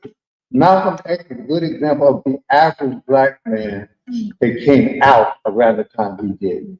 Articulate, and then autodidactic, you know, and then most of them, you read the dictionary, all from the beginning to the end, and the Bible, and they didn't read it because they were trying to be Christian. They read it to, their thing was the pursuit of knowledge. That's when I first heard the word knowledge, you know, and the drummers. So you got two components. There's the drummers, Obatala, and the black music, and the rest of them, after I was exposed to that, the rest of them, everybody seemed to just be confused. You know, so I think the embracing or open to that. Basically, preschool seems to me being interested in kind of a functional, applicable knowledge, not just talking around the table and drinking tea and coffee. So I commend you. Can I just say what that concept of knowledge? Remember, it was always knowledge of self. Yeah, Remember how they connected the knowledge was not abstract. It was knowledge of self. And the people in prison, they, yes, and they were philosophers, but at the foundation was knowledge of self. Because if you did not know yourself, you could not free yourself. oh, definitely. Well, my mother used to organize a pen pal group and encourage a lot of, she called them the sisters, to write letters to the brothers. So when she passed away, I saw these letters written to her, oh, my beloved Karima. And she used to write people and teach them through writing. You know, then they write it back, write the letter, and then she encouraged a lot of these sisters from the mosque to do it. So I'm seeing this education happening. I said, but it sounds like he dropped out of high school. Yeah. Yeah, and then and everybody talked about the importance of the true knowledge. Yeah, true. Yes. So knowledge wasn't from the university or even high school. That's the last place you can look for knowledge with that community. Is it? I mean, did I get this? You were for a while brought up in the Nation of Islam. Well, you know, my mother joined the Nation of Islam. She's very young. She's separated from the family. My father's family, my father was a jazz musician. And then you had the kind of questionable bourgeois Christian part of the family. You know, where, you know, everybody was on the down low. You know, like being an alcoholic, you're a deacon at the church. I had a grandmother was deacon, but then he would be drinking when nobody was around.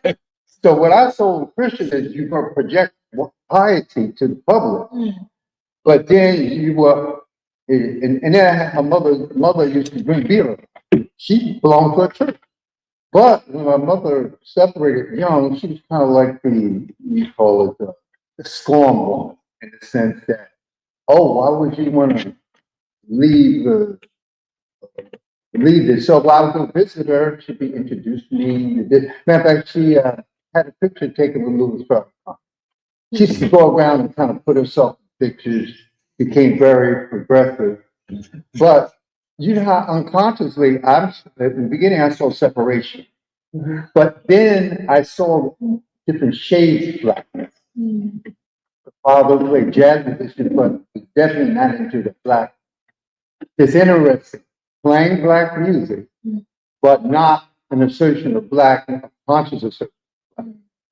And then you had the mother who, matter of fact, she went to boarding school when she was young, in boarding camp.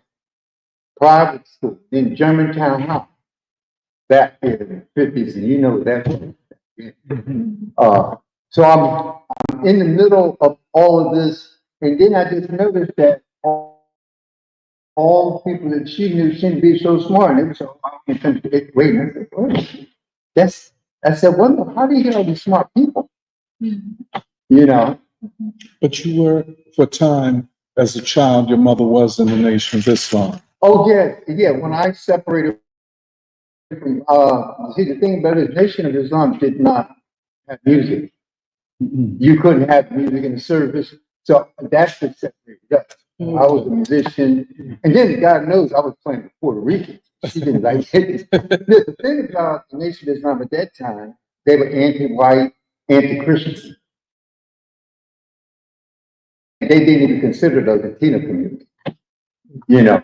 So, but I think what happened is, I think like anything else, this is the crisis of young people. They have to be taught to make a decision. What are you going to embrace? You don't necessarily follow your father. No, I have to do this. So what I learned is you can take from all, create your own image. You know. So the confusion I see in the city is the people that have control don't have much knowledge. And then the ones that do have the knowledge are marginal. Even today, you have a Nation of Islam legacy in this. If you look at all what my friend just retired, he was talking about how they acknowledge Ramadan in a lot of these African Americans, even though they're not really like how do you say practicing Muslim. It left them in. One thing for sure, they do not look at God as white. They may not know what color he is, but he is not white. Yeah, bringing that in and responding to Emily's point from earlier about it being a point of scientific investigation as well as just an existential question, but especially a scientific question of what is the consciousness of white people, like how do they view themselves? And I'd like to consider that as well in the science, how to assess the capacity of our people. And it reminds me, I know it's not the same in natural science and a human science, but I guess one point of similarity that reminds me of quantum mechanics is that the observer affects the outcome. It's not as though like we are a fly on the wall and we're just sitting there like trying to soak in what's going on. Like we have to be, and we are, whether we want to be or not, an active part in uncovering this truth and in knowing the people. And I believe this is also a scientific question of how it is that we can be in people's lives such that we may know each other, the consciousness and the capacity. It reminds me of how Du Bois was even able to write the Souls of Black Folk in going to rural Tennessee and looking for a place where he could be a school teacher. And I think he was like living almost in a barn, really, to be where this community was really out there in these rural parts and sharing his life with all these families. And he would go to when the children weren't going to school because the parents weren't so sure about education and versus farm work, he would have to go talk to the families and the parents. And so it was it wouldn't have worked if he just happened to just be sitting or passing by and sitting there in this community. He had to be an inextricable active part of these people's lives. And this scientific question, I feel still not fully equipped how to think about it in terms of like my life here in Philadelphia, of how to be an active part and in relationship with others, develop this knowledge. The one connection I make to our discussion of the Nation of Islam, when they say knowledge of self, I think yes, it includes and must thankfully an alternative history to what white people have given us that has no place for our self-respect and rise as a people, but it's also scientific understanding of yourself as an agent of change. Yeah. That is the knowledge of self that you have to develop and acquire in order for you to truly become yourself. And so, yeah, that is part of the, I guess, Nation of Islam and Du Boisian science that I seek to continue with everybody. This is, I have to go back a little bit to what Shantanu said about white gods versus black gods, if that's all right, because I think something that I'm only processing now, and it's taken me a little time to understand how we've started in our process of, I think, starting with the terms and the kind of categories that Arthur Fawcett set out in that study of black gods of the metropolis, and how we're actually advancing it or expanding it through our scientific and Du Boisian investigation, and also all these political questions around assessing the imaginary of not only black folk as this essential and unique and necessary imaginary for the whole of American people to be able to move forward. And something that I think, as we're starting to talk through the difference between white gods and black gods, I'm actually, this morning I don't know why, I actually started really missing, I was really thinking actually about the Church of the Advocate and its murals. And that to me, and it's been such a long time since the free schools met, it near or part of the Church of the Advocate.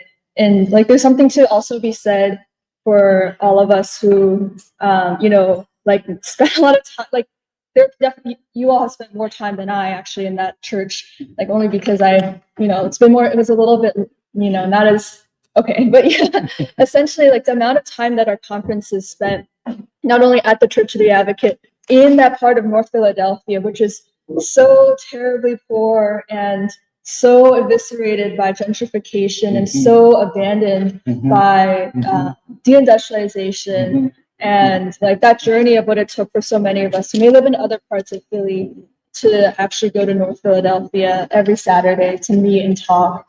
And then when we, and then when we would do like events in that sanctuary and what that represented, I'm starting to kind of see, and it's only, I don't know, I'm just sort of just bringing more evidence to something I think we're already starting to grasp. So it just felt really visceral when I realized, I thought about again the story of how the Episcopal Church, like, as we've discovered, as we've, talked about it here, like splitting off from the Anglican Church, primarily like a white mainline denomination, like building this huge Gothic cathedral basically in the middle of North Philadelphia when it used to be more Jewish, more white, as you've described it.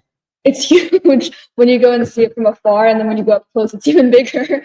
But then when that neighborhood, especially because of the Great Migration, changed and evolved and became more black, like the church could no longer stay white. But how was it that Father Paul Washington wanted to actually not only work within the basically like a church that in so many ways like was built off of like a French like blueprint here in like North Philadelphia, now serving a black working and also increasingly conscious congregation in the 60s, especially with the Black Freedom Movement, really like the fact that the church became the home of all these important gatherings like the Black Power Conference, like Lee Morgan's funeral, like all these things, but also even like programs for children and home ownership from Christine Washington. The way he did it through art and through these murals that really had never been done, to take a white church that worshiped white gods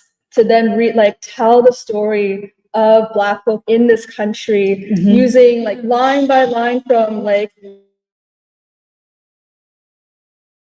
the Bible. I had to even refresh myself because there's actually so many murals and they're so vivid, but like even the ones that like are so intense, like I think the ones, obviously they worked with two artists, one was Richard Watson, the other Walter Edmonds, and Walter Edmonds's works, they alternated, but Walter Edmonds' works are just so vivid because they're so like intense and so enigmatic, but also so direct, because the story is so brutal. Yes. And if you use it to tell this, if you use the Bible to tell the story of Black folk in this country, it has to be. And you can't not talk about that and say a church that's beginning to worship Black gods. Maybe, I'm not sure. Like it's a little different than say like the Nation of Islam or like the even like the Moorish, but even like Jaddy Grace and all these other like congregations that are talked about in Arthur Fawcett's book. But essentially, as like the people are like moving towards Black gods, how do they see themselves, is what you're saying? How do they see themselves and describe themselves using art or even like, yeah, religion or theology to tell their story as part of, like this long journey that is represented in the Bible, but also through history and through this country's history. And like Walter Edmonds has these such intense, like I feel like three of them are like just flames, orange flames in the background, like a dark, muscular, like Black man,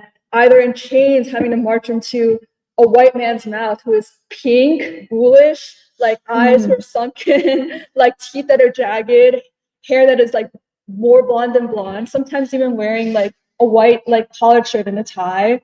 And it's like, it's really intense because there's also a scene in which like that Black man is said like afterwards in a later mural, like it's piercing the neck of that white man. And like it is biblical, but it also is like very, very like it is a question about like that those murals do make you wonder, like, or ask like what is the message then for like not the message to the Black man, but the message to like, whiteness.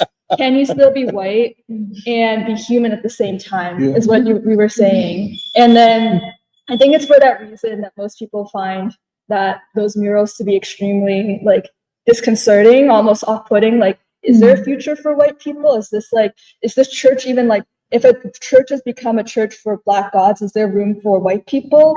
But actually, what is so like, I was trying to find what other people have written about this, and I don't know if anybody's quite like articulated the way free school is, which is to say, actually, these murals actually do have a very positive or like an important message for white people too, even if it is like in the way that is so visceral. And like, yeah, so breaking of like the assumptions and like the norms of how like, yeah, whiteness or even like gods or Black gods are talked about. And it is that, like, it is a question of like, would you want to be this, like, or do you want to rejoin humanity? And like, yeah, and it's still something like, now it's making me really want to go back and like look at again how it's done, because like obviously it's and the way these are like wooden boards that like were like set into the church, which is different than how like Michelangelo painted the Sistine Chapel. The Sistine Chapel was being built and he was painting it because those aims, those like what they imagined, like gods, like white gods, you could say, were like all in harmony, were being developed at the same time. The Church of the Advocate is like this active thing of having to, I think, announce the abandonment of white gods for Black gods, and having to then like, yeah, like you would have to, like the way that they did it, you couldn't paint the ceiling of this chapel necessarily, but you could like, you know, take the best you could, which is like mount a board to these walls and create these like incredibly powerful like pairings of like verses, Bible verses, and these just like direct and like, you know, never before seen like yeah, straight from the Black Proletarian Imaginary. But it is I think I'm just thinking about this again, and actually something you said in the second, or I forget when you said it, Porba, in the it might have been about cognitive manipulation, which is that like the reason why this, like the Church of the Advocate, I feel like we can all be kind of frank that it's really not been like in good shape at all for like the past almost decade, but especially these past few years, when like, yeah, its congregation has dwindled, its buildings are like falling apart, and honestly, it's taken a very long time for people like in diocese to be quite honest about the extent of this damage and extent of its neglect and disrepair, and what's even led up to it and what's even created like this, like basically collapse of a beautiful institution that didn't just, you know, represent the aesthetics or visuals of like, you know, God, but like actually there's a home, a palace of the people, as we've talked about with like, all these programs, and being a home for like children and older people and people who are hungry and people who are looking for for like, yeah, so much more than that, but also even just like basic things. It's because almost in a way, like when you use the word collective punishment, I could see the Yes, church essentially yes. being punished for basically Oh, yes. transgressing so far Oh, into yes. like committing themselves to worshiping black gods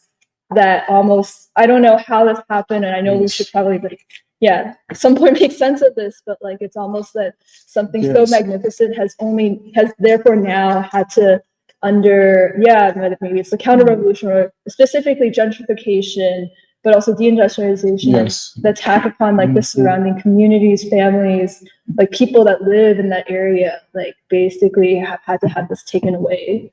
And it can't, I don't know what's going to happen. We're all very invested in what will happen to Church of the Advocate, but Yes. Yes. it's almost like, yeah, this is something that's only now like made it more concrete for me Yes. to see what it meant to move from worshiping white gods to black gods, but what that also Yeah. has resulted basically in like, a great punishment for even Yes. committing yourself to something like that. Go ahead. No, you- Just to add to it, thank you for what you're saying and for your memory. You know, I'm telling you, by the way, the size of those murals, they are huge. And it's not just a matter of restoring the physical building, but how much damage has been done to that art. And Walter and Richard, their first intention was to paint the ceilings. I mean, can you imagine the heroic vision that they had as artists? That they are going, well, first of all, to transform that space into a space for the people and a space for the revolutionary forces, including, I think, the first or second Black Power Conference, the Black Panthers Constitutional Convention, that Father Washington opened the doors of that church to the people, and the people could not trust the space if it were not a space of black gods. That's what that was about. And Father Washington was a very heroic person. And, Richard and Walter, I didn't know Walter, I don't think, but I do know Richard. And it was a vision of art. And there are two visions. Walter is defiant, like the Old Testament, you reap what you sow. And Richard is more conciliatory, I think, maybe New Testament. But because Richard was in the civil rights movement, I don't know if Walter was. Walter was more the Black Power movement. And I agree with you. It was poor book who said this. This is an act of revenge against Black people. The Episcopal Church is not poor. It's one of the richest denominations in the country. If they wanted to prevent this, they could have. And to let this come to this, and to let that art and those two young men, and Richard, it would be good to invite Richard here to talk about that, how they would work throughout the day and night. And they just couldn't get, it would be too expensive to get the kind of scaffolding to go all the way up to the ceiling. But they wanted to paint that whole place with the images of the struggle for freedom. Can you imagine how great their imagination was? And what you're saying, I think you're very accurate in the way you put it, Kathy. It was just like that. And it was the three active players was Father Paul Washington, Richard, and Walter. but then there must have been others. And, you know, one of the things is where did the budget come from for the paint? And you say that, look, some of them are canvases, aren't they? I thought they were canvas. We'd have to go back and look. Yeah, uh-huh. I feel like I remember wooden boards, but I could be wrong. Yeah. It could be a mix. Yeah. And just how, you know, how they fit these huge murals into this Gothic structure in a way that neither was violated. That in itself was profound. And yeah, I think we should invite Richard here sometime. I just have two questions for Kathy, because when we opened Free School today, Jeremiah's asking this question. I mean, Jeremiah's asking the question that Nana had asked, which is, how can the Black Proletarian Imaginary be the basis for a new state? A new state. And essentially, and I think someone can have to explain the difference between state and government to me as well. But from what you're saying, Kathy, which is that you're essentially saying that the Black Church or the Episcopal Church, at least the Church of the Advocate, was like, are you saying that it is a model essentially for a new government of the people? And if so, can you say a little bit more about that? Did you have two questions? That's the first question. I was like, I need to Maybe. I also have a question for Eddie, so maybe we can ask it. But the second question, so you can think about it. So the first question is that what you're saying? And if so, why? And then the second question is, I know you studied a lot in like undergrad of art, just generally of, you know, European, modern art. What is it that you see is different about, you know, these murals that Richard Watson, Walter Edmonds have created? Why is it different, and why is it that you speak so versus Michelangelo? Yeah, like why do you speak so enthusiastically about this art? So those are my two questions. I'll ask Eddie a question so you can think about it. But Eddie, my question is, I think you and Samir have really taken on the task of understanding the NOI, specifically in this city. Why is this thing of knowledge of self? Like why? Yeah, why is it done? Because I feel like it's held a special place in the heart. It's another difficult question, man. I hope you were to ask someone else another question. Give you a well thought out response. Yeah, just hitting us hard. If Samir's ready, you know. If Samir's not ready.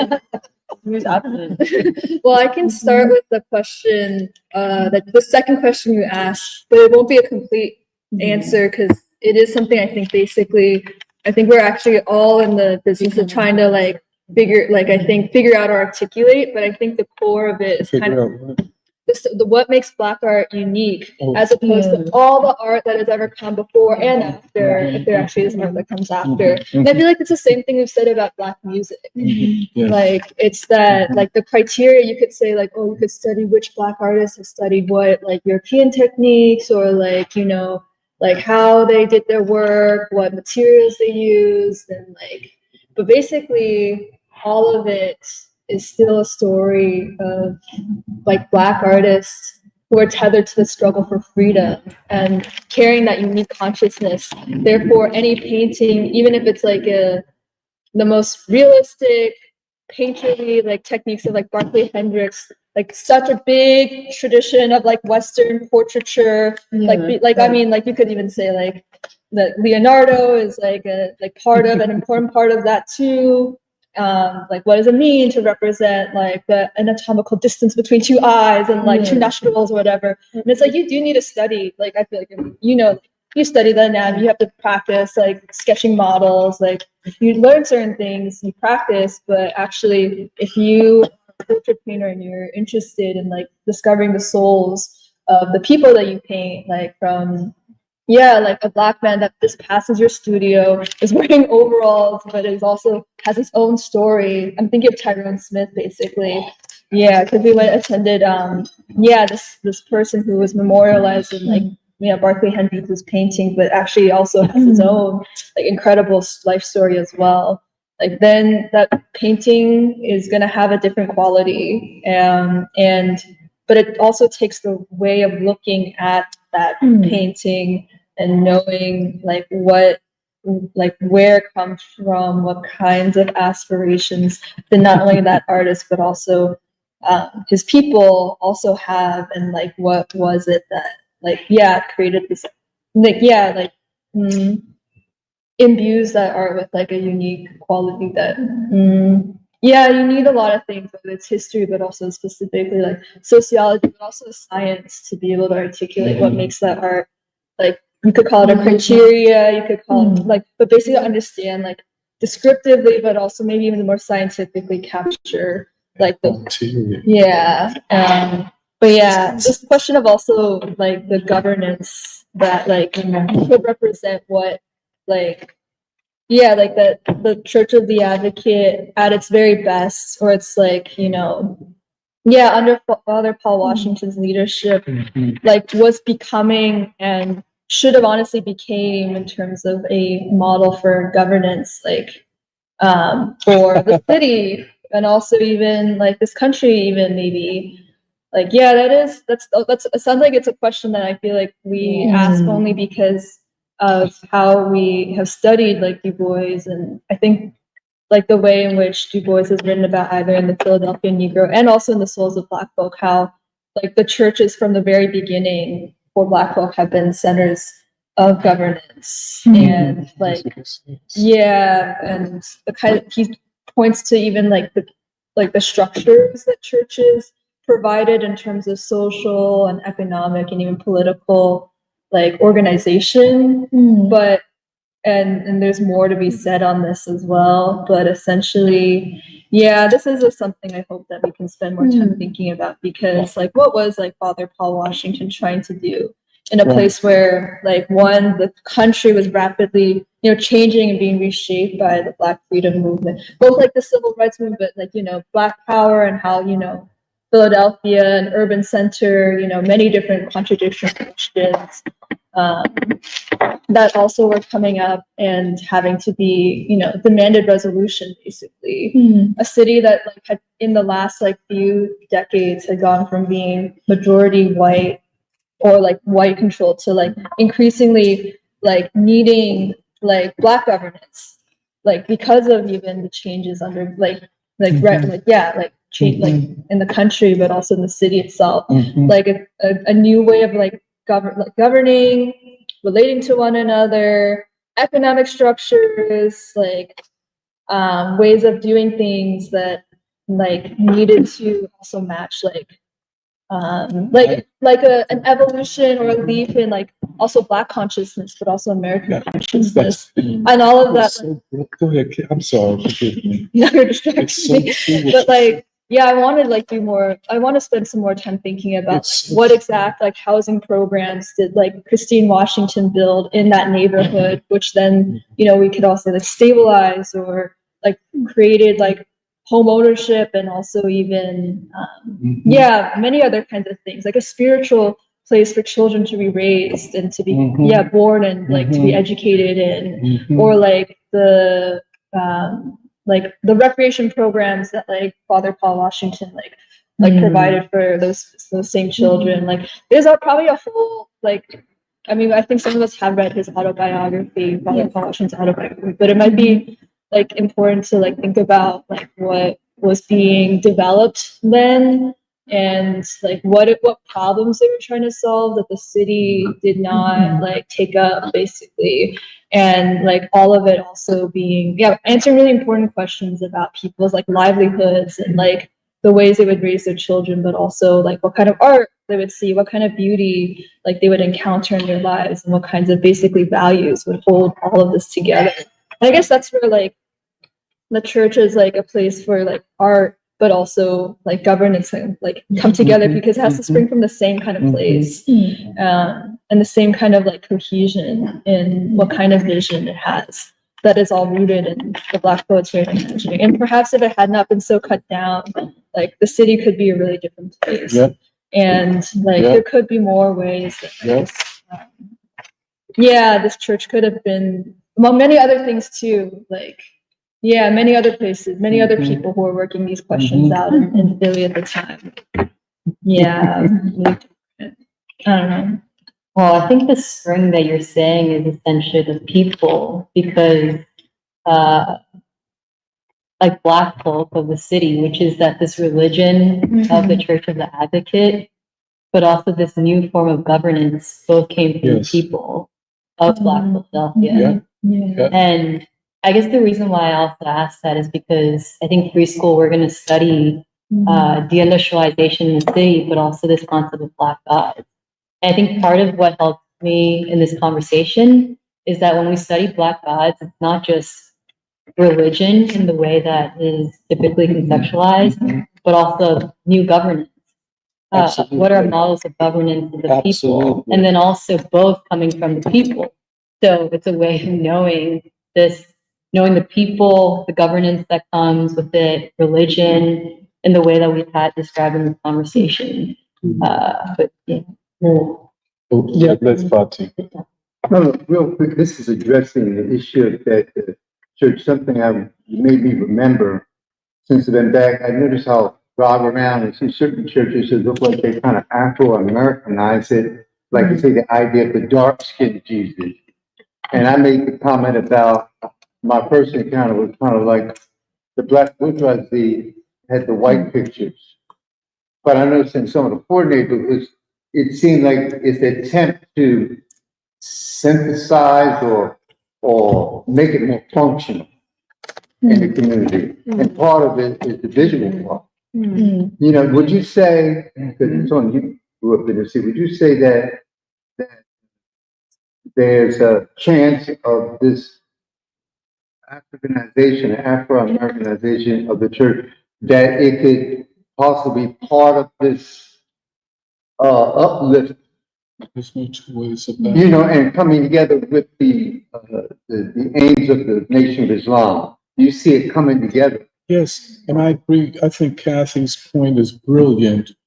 The governance of Black people is different than the governance of white people. The government, though it is failing, of Philadelphia today is different than it was 50 years ago when the city was more white. And the other thing is that, well, using Emily's term nodes, I think you used the word nodes or sites of local governance. So one of those sites was the Church of the Advocate, Zion Baptist Church, Mother Bethel AME Church.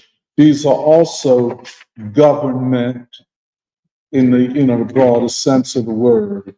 But the city government is different than it was previously. And it's, as you said, the African Americanization of city government, of city politics. That's not always worked out, but definitely there's a different kind of governance of African Americans, because African Americans, and this is what Kathy, what I'm getting so strongly, that art and music and all of this are intertwined with the souls of Black folk, with the governance of Black people. You know, it's almost that element of trust. Art is one of those things that bestows legitimacy and trust upon a person. Oh, you can sing my music. You know my music. So you must know something about me. You know, that's the way Black people roll. That Zion, was that Leon? Yeah, Leon Sullivan. Oh, he said that when I went for Teachers for Africa from him, he seemed like it was I don't know, I always took him to be an activist more than Oh, no question. And No he had a question. gospel part, but also had a concert part. They should do Oh, no Messiah. question. So But it that's was the very church I grew up in. bicultural. Yes. Yes. Because a lot of the students in the music department I went to, they came out of Zion Yes. and Mount Carmel. Mount in West Philly, yes. Yeah, a lot of them, like the Simpson family, Marietta, Evelyn, they sang opera, but also sang, the idea then is don't throw away the gospel music. Yes. Don't throw away blackness. You can deal with the whiteness, but just use that as a way to mobilize yourself. But remember what the real deal was. That's right. Remember where you came from. Yeah, but not so much preaching, anti-whiteness as much as control the assimilation process. No, that's right.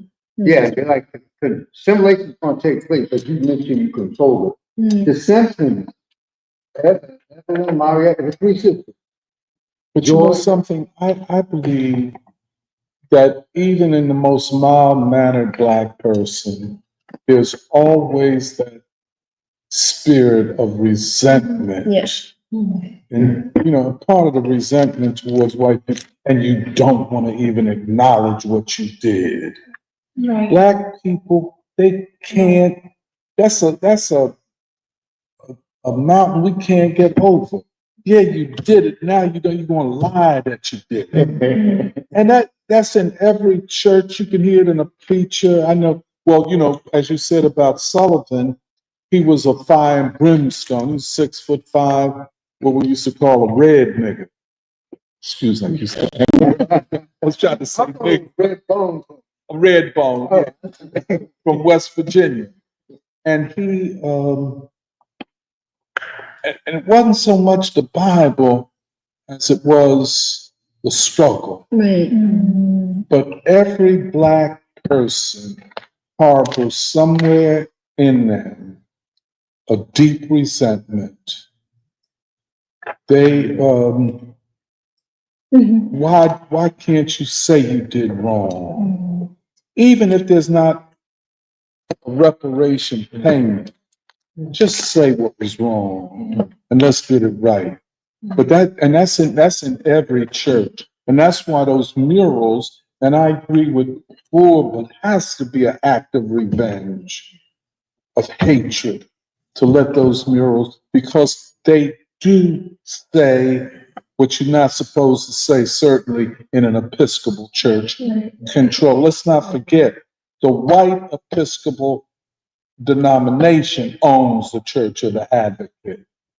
Black people don't own it, never did. Father Washington and them negotiated with the white establishment that this is in the black community and your contribution to black freedom and for what you have done in the past is to support this ministry. I wanted to build on what Kathy and Doc, like what you guys are saying, because actually something you made me think about is, yeah, Zion and Advocate, but even this Zion and the Church of Advocate, which are already different, I guess, denominations. Absolutely. Which is interesting, right? Because even the United House of Prayer for All People, which is a completely different denomination, had the same exact program. So how can it be that all these different denominations of Black religion all end up at the same place, which is housing? Like, okay, we have a church, we have a structure, we have service, but that the next step is always we are going to try to help our people have housing. We're going to feed people, children. There's going to be schooling, and in some ways, it is what you're raising is. No, it's not really about the religious denominations, but rather a shared struggle and almost a shared philosophy and imaginary and resistance of a white supremacist, like, you know, white society that allows these groups, highly organized groups of people, to then not just make meaning of, like, find meaning through religious texts or whatnot, but also concretize the meaning through something concrete, concrete governance, concrete programs. Absolutely. And it's shared across denominations. Because, okay, the other thing I just wanted to say was, the other thing I want to say is, I also think, like, I've been trying to figure out why like over the past weeks, I'm so into Du Bois's essay, Criteria for Negro Art. Like the specific line where he says, he's like, there's something bigger and more important than both truth, that's above truth and science on the throne, and that is beauty. And I find that deep because actually in some ways, even in when you were talking about the advocate, I just thought about how, you know, we started off this whole conversation about the Black Proletarian Imaginary and where it leads. Through that lens, how do you envision the future with that imaginary? And I feel like in a lot of ways, Du Bois makes the point where he's like, if there's to be a sky, if there's to be a future, it must be beautiful. There must be a criteria of beauty. And even the way King, like when you ask King about like, hey, what's your vision of the future? He talks about a beloved community. Yeah. And it's not even just the mechanics of the future, but rather it has to be beloved, a beloved community, human, beautiful. And in a lot of ways, these churches in almost an experimentation of governance that comes from the Black struggle, but also Black Proletarian Imaginary. You have these programs that are beautiful, like they worship beauty. And like, what is your, if you were to ask someone, what is your concrete definition of beauty? Beauty would be, well, our children would be fed, our children would be happy, our children would be safe. And I don't know, this conversation actually was really helpful in answering even that original question that Nanita raised, that Alice brought up again of government. How does this have to do with governance? The concrete question of like us as revolutionaries, like who will govern? What will governance look like? Like what criteria will a human governance, or like Baldwin says, a human dwelling place, like worship or be like have to be held accountable to? And the last thing I just want to say is it actually helps explain why like I have a bunch of Black union members from Philly who are like 60, 70 years old.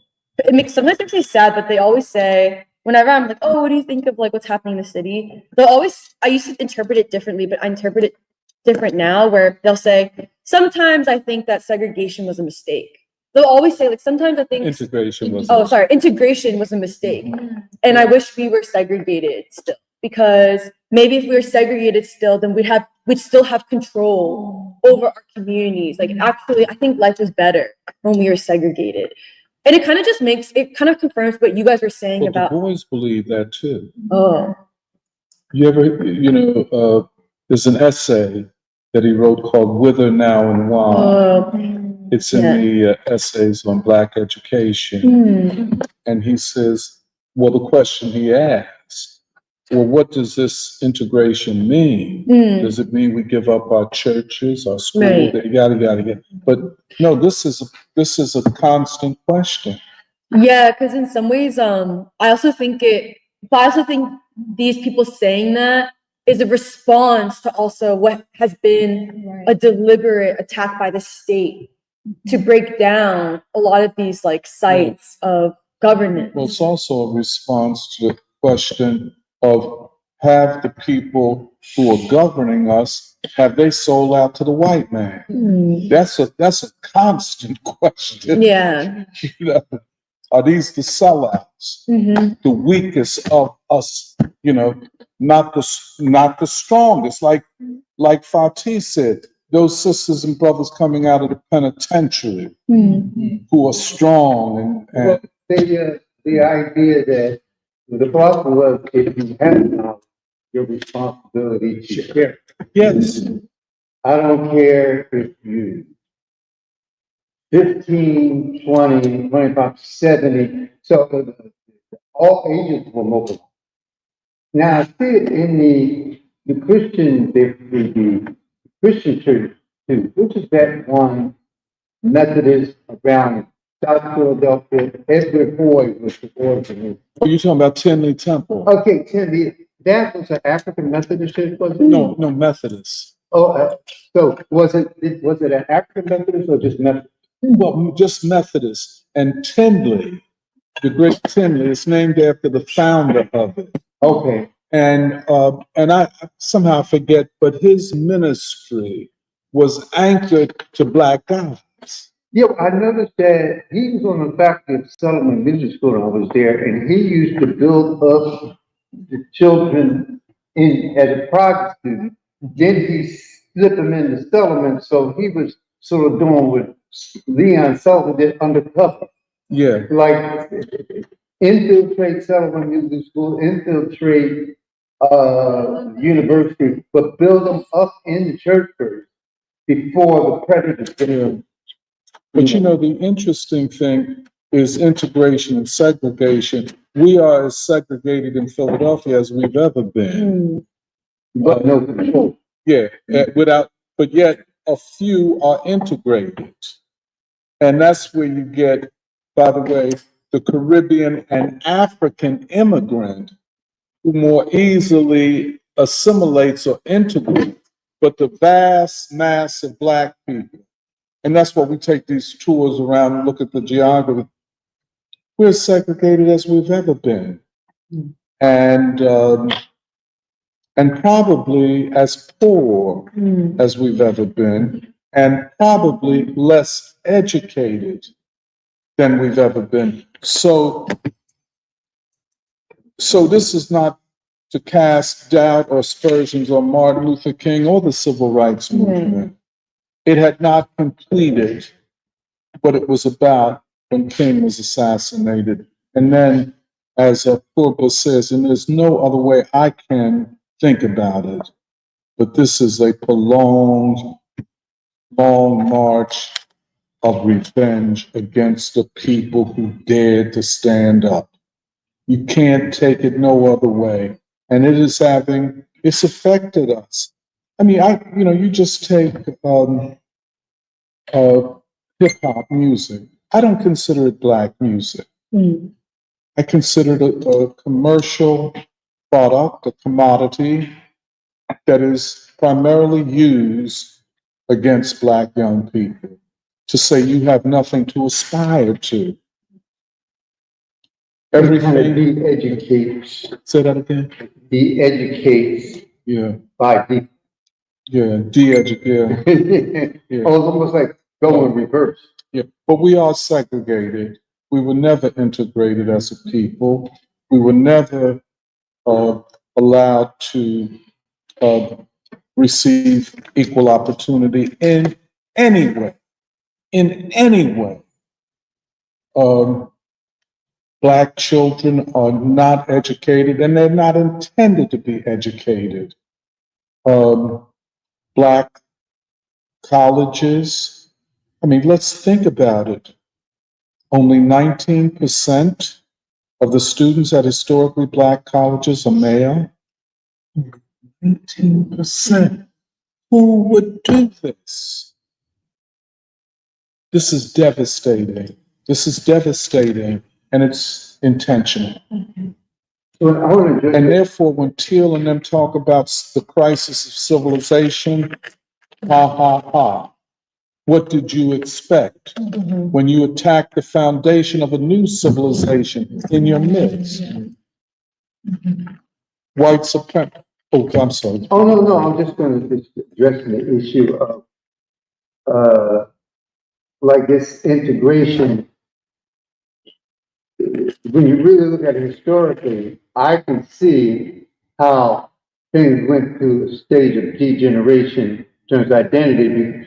Now, when I read Maya Angelou's book and she was talking about how she grew up and had to sing, lift every voice and sing, and they seemed like they knew themselves. But Du Bois talks about Tennessee, like the idea you can be student-centered. If I'm in an isolated Black school and the whites don't want to deal with you, you can control the pedagogy. But once they infiltrate, they want to control all of us. It's kind of a bait and switch, where the people felt, with the passage of the Civil Rights Act and this great movement and all of this, that the nation was recovering from this dark nightmare of slavery and legalized racial discrimination. But as the Black people were acting like a new day was coming, the white establishment, with the cooperation and assistance of the majority of white people, none of y'all gets a pass. You were all a part of it. withdrew resources. We're saying now schools will be integrated. Black kids could go to Central and all that kind of thing. But then you began to withdraw the resources. So you got the right to vote, but but it don't mean nothing because you can't do nothing. And it has been this, the more I think about it, these past 50 years have been a deep agony for Black people. And I think, like Kathy is saying, you let the Church of Advocate go down like this on y'all's watch, not on Father Washington, not on Ike Miller, on your watch. You let it go down. Let it go down. And then you walk around here talking about immigrants. See, this is where that immigrant thing clashes with the Black aspiration. I mean, and Black people got a point. I mean, you love Venezuelans more than you love the people that built this. Every Black person feels this. You understand? Oh, I'm a Latino and I'm fleeing from Cuba because of the authoritarian government. Well, then you're going to step over us. And don't come from no other country, Nigeria or Guadeloupe, and then you're going to take over African American studies and decide whether African Americans could even be in it. No, there's a lot to reckon with. You understand? There's a lot to reckon with. This is no small matter. And this ain't no subject, oh, that's Black, oh, you just talking like that because you Black. No. Wrong is continuing to be done. Terrible wrong. And if they are successful, they could spiritually erase Black people from the equation. It's possible. I hope it won't happen.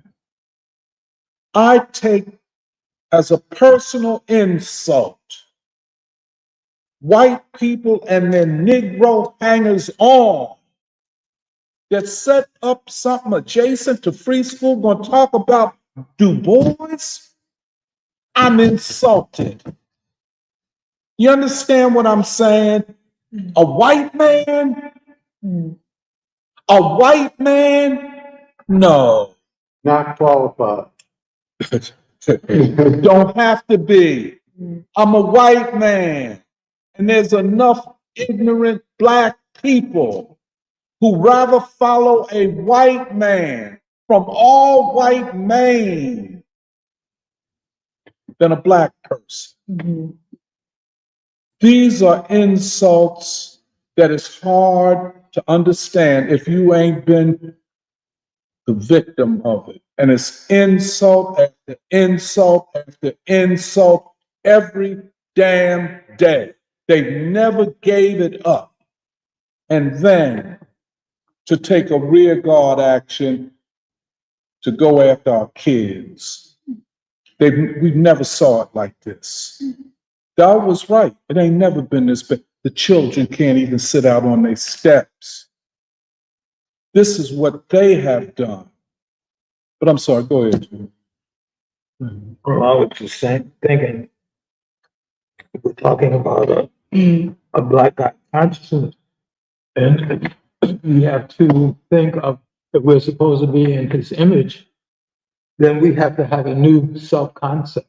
And the white God has, as you said, failed us. So we have to see clearly our own humanity and the sanctity of life and living. I think you're right. And let's talk about art and music and the economic conditions and incarceration. We have to make an assessment of what is really God. What is the word? What is really God? Or who is really God?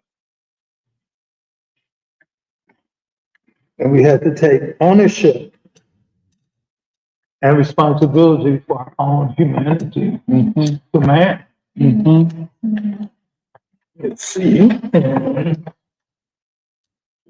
So we have to create a new future, knowing who we are as a people,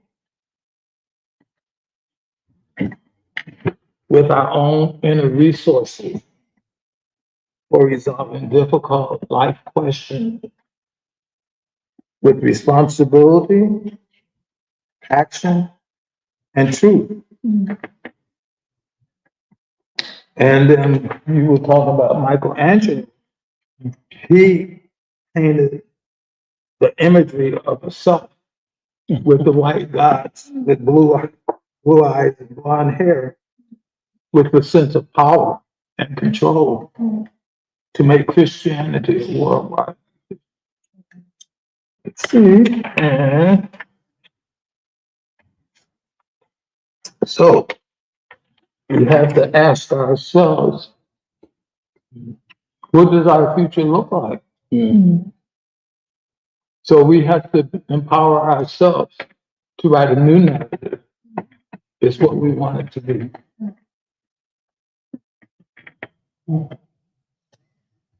Can I add something to Tony? what Let you me let said? Jerry come in. Oh, Wait a minute. Well, I guess this is kind of responding to different points of the conversation, but I want to say two things. The first of which is, I guess, to what Eddie brought up and then what Alice asked of Eddie earlier about like what motivates us to want to know more and to want to know people more.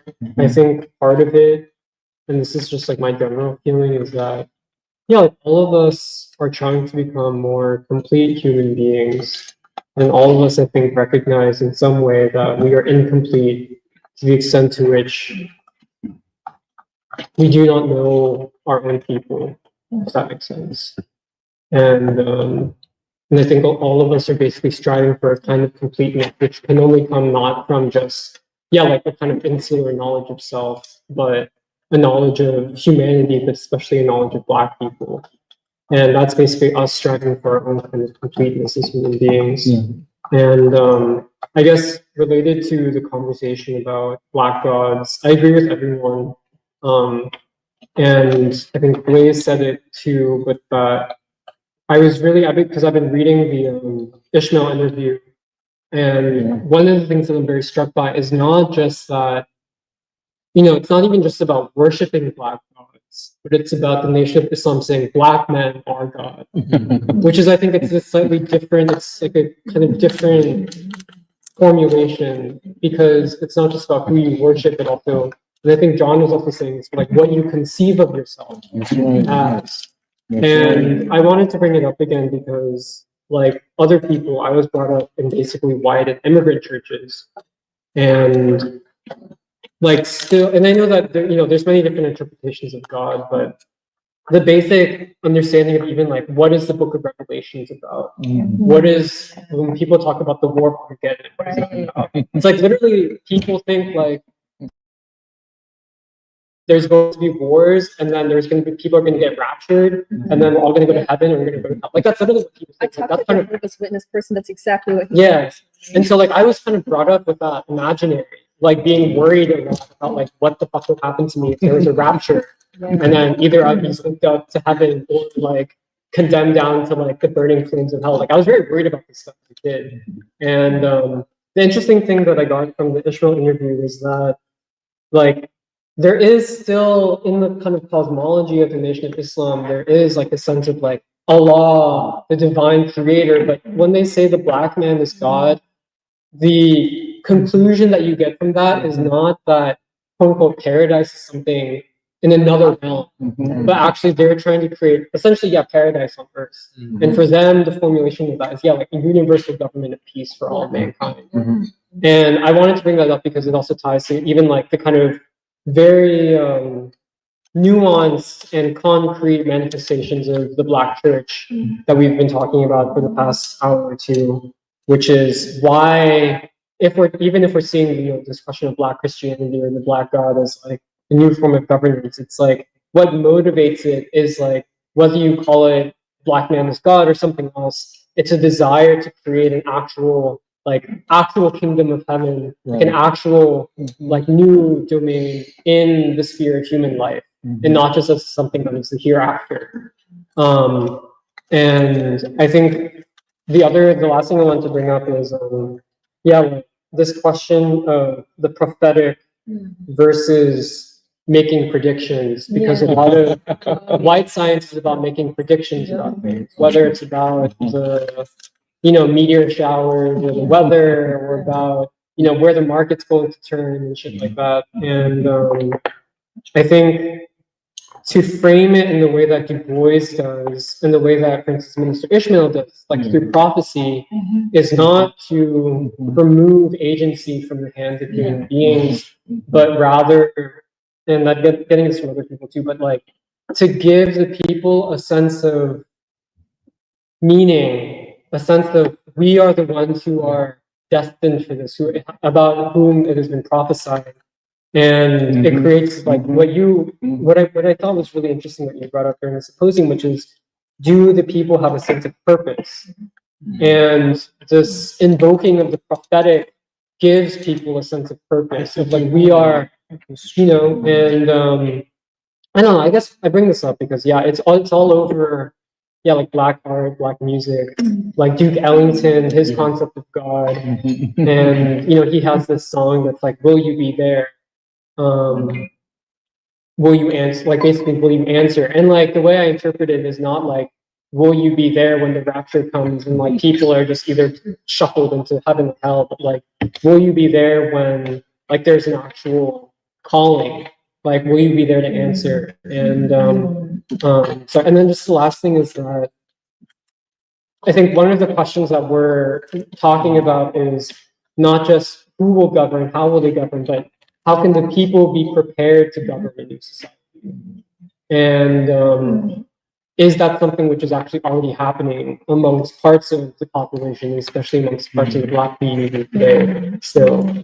And I bring it up too because it's not just that the Black church was the kind of foundation for something like the civil rights movement, but it's also that through the movement itself, the people they were being trained, they were being prepared to govern in a new society. That's right. That is what the movement itself was doing and transforming the human beings who are participating in it. And I think this is, I feel like one of the great, like basically one of the great questions that confront, I guess, we who see ourselves as revolutionaries in this time. Is how can the people be prepared to govern a new society, and where are the people already preparing for that in some ways? Because of this sense of like, this society is doomed, or this society is collapsing. And so where do we find those parts of the people who are already preparing for a new way, a new vision, and new ways of basically organizing human beings? Yeah, I wanted to add to that because I was also thinking of the discussion of knowledge and like the way you put it about prediction and the creation of something new, and the rest of the conversation about governance and like really a theory of the state that we're trying to uncover. And like this conversation really takes me back to like many ideas that I think we have been talking about over the last really the last year, especially going back to Baldwin. And I think, at some point, maybe a year back, we had this discussion in preschool about one of his essays where he talks about the state and society, where he talks about the state offering the moral options for society.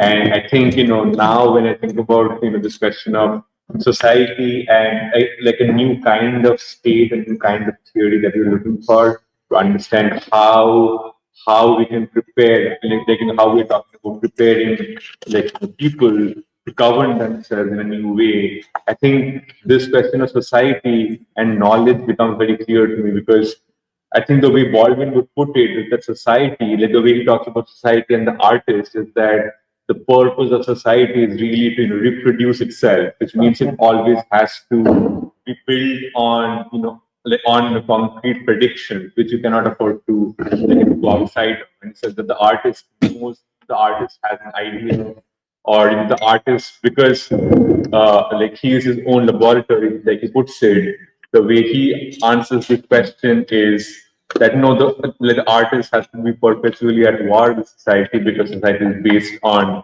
like nothing new but a reproduction of what has been known.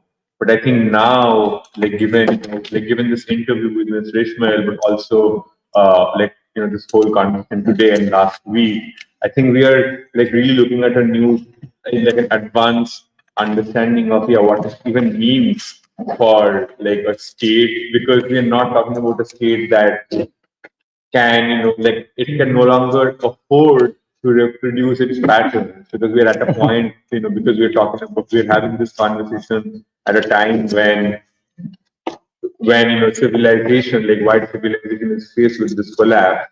Therefore, this idea of predictions and newer predictions which can take the state and society forward, this idea itself has flipped on its head.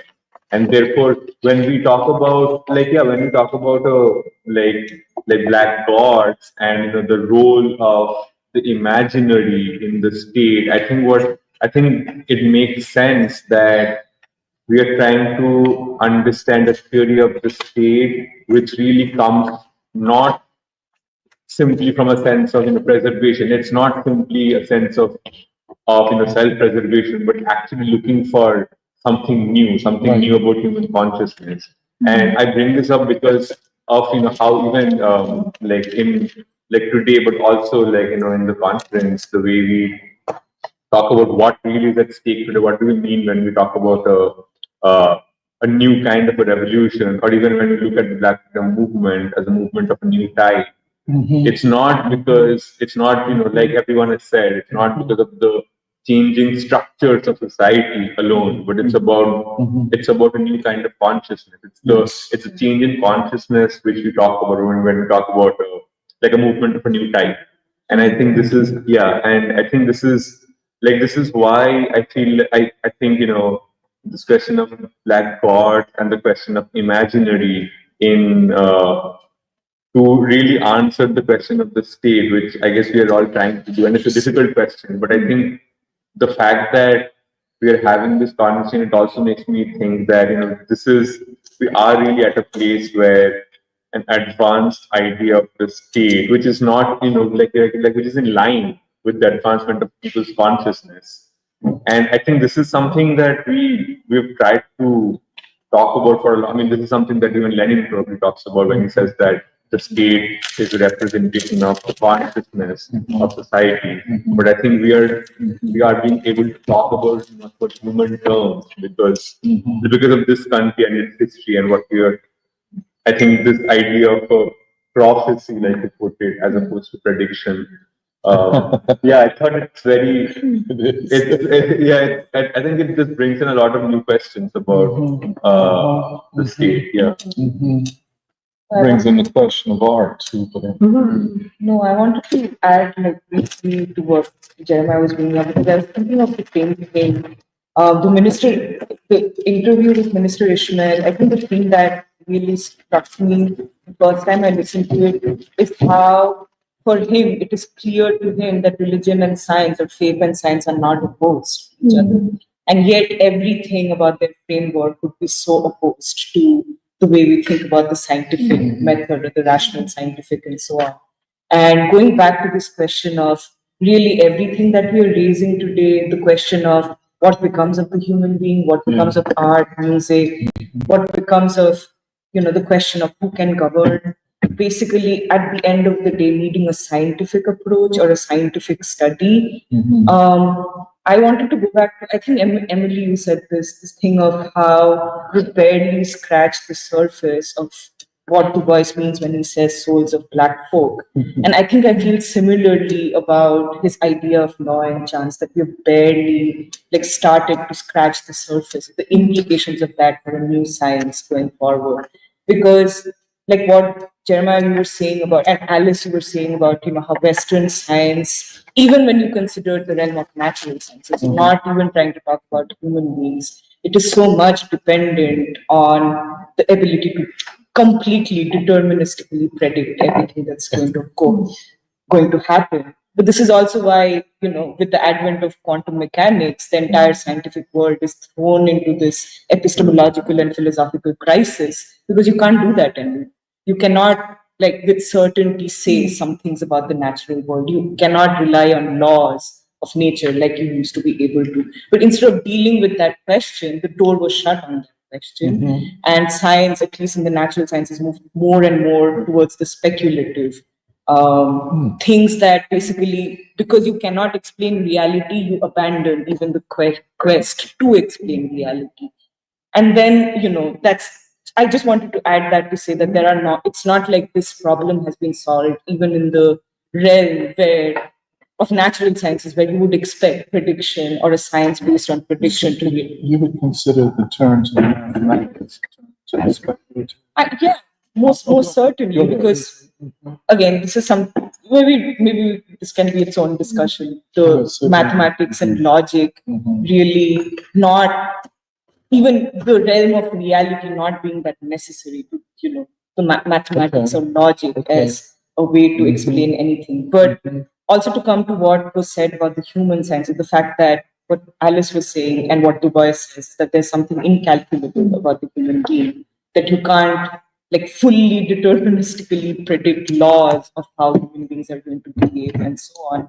But I think the Du Boisian framework of law and chance, like Jeremiah was saying, does allow for a prophetic tradition, which makes theology of the Nation of Islam kind compatible with the scientific study of society. Basically what you're saying. So it's not like they've predicted everything that will happen. You actually need the human being to bring it into fruition, to bring prophecy into fruition. And yeah. Well, because, one of the examples is in the Faith of the Fathers chapter in Souls, Black Hole, Du Bois takes that not just as a study of the actual social organization of the Black Church, but as a study of consciousness and the change in consciousness in Black people. And he says, Black religion was not always one thing, and that it changed, and what made it change was the anti-slavery movement. And that during the anti-slavery movement, the religion of Black men, he's like, it became more dark, it became more intense. And basically freedom became not just a hereafter thing, but freedom became God. Like freedom became like an actual real thing. And then like in Black People Construction, Du Bois is like, what made the general structure? And we can say it was the consciousness of Black people, but specifically it was a sense of like Black people having a prophetic vision of like someday freedom is going to come. And because it's like it wasn't preordained that all of these tens of like hundreds of thousands of slaves would basically leave their plantations without really knowing what was going to happen. But it's like what gave them the actual essentially daring and the audacity to do that was like, oh, this is the moment of prophecy. We have to make a move. And this is also how I feel like we interpret even something like the civil rights movement is like a sense of prophecy. Like there has to be like something is going to happen, and like then the people are prepared to make those movements based off of the sense of like, I don't know, it's very interesting. But I think it's also because like when you listen to someone like Minister Ishmael, it's so clear that people in the nation are preparing for something. And they, in some ways, are the people who are the best prepared, represent the people who are best prepared to actually navigate what is going to be a very uncertain future. And I don't know, I get that sense very strongly from the interview of like people in the nation are preparing for something. In a way that's like different from like white people who are like, I'm preparing for going into the bunker. Like, the example which is like a valid thing. I think a lot of people actually do feel that way, because people instinctively know that society is going down a very dark direction, and it's unclear what will happen. And either you prepare for it by basically hunkering down and becoming more isolated and basically like getting like guns and stuff for yourself, or you prepare for it by being like, okay, we have to find more people. We have to try to transform the people. And I think it's basically like Yeah, I want to tie in what you guys have said and then finally answer your question as well. I mean, you guys honestly really helped me a lot be able to answer this question of the significance of, at least for me, but I think for we, of knowledge itself, because I don't think it has all that much to do and exclusively to do with the individual. I mean, as Jeremiah said, the extent to which you can achieve your human completion is to the extent to which you can know humanity.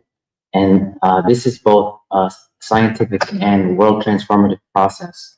I'll take, for example, understanding Giovanni's room. First of all, Baldwin had to be able to, first he had to be able to write Go Tell on the Mountain, another novel, where he had to, for example, understand what, for him to truly know who he was and who Black people were at the time, had to, for example, look at his father and see what the defeat of Reconstruction and the force of destruction and emasculation upon the Black man did to his father, so he could understand who he was.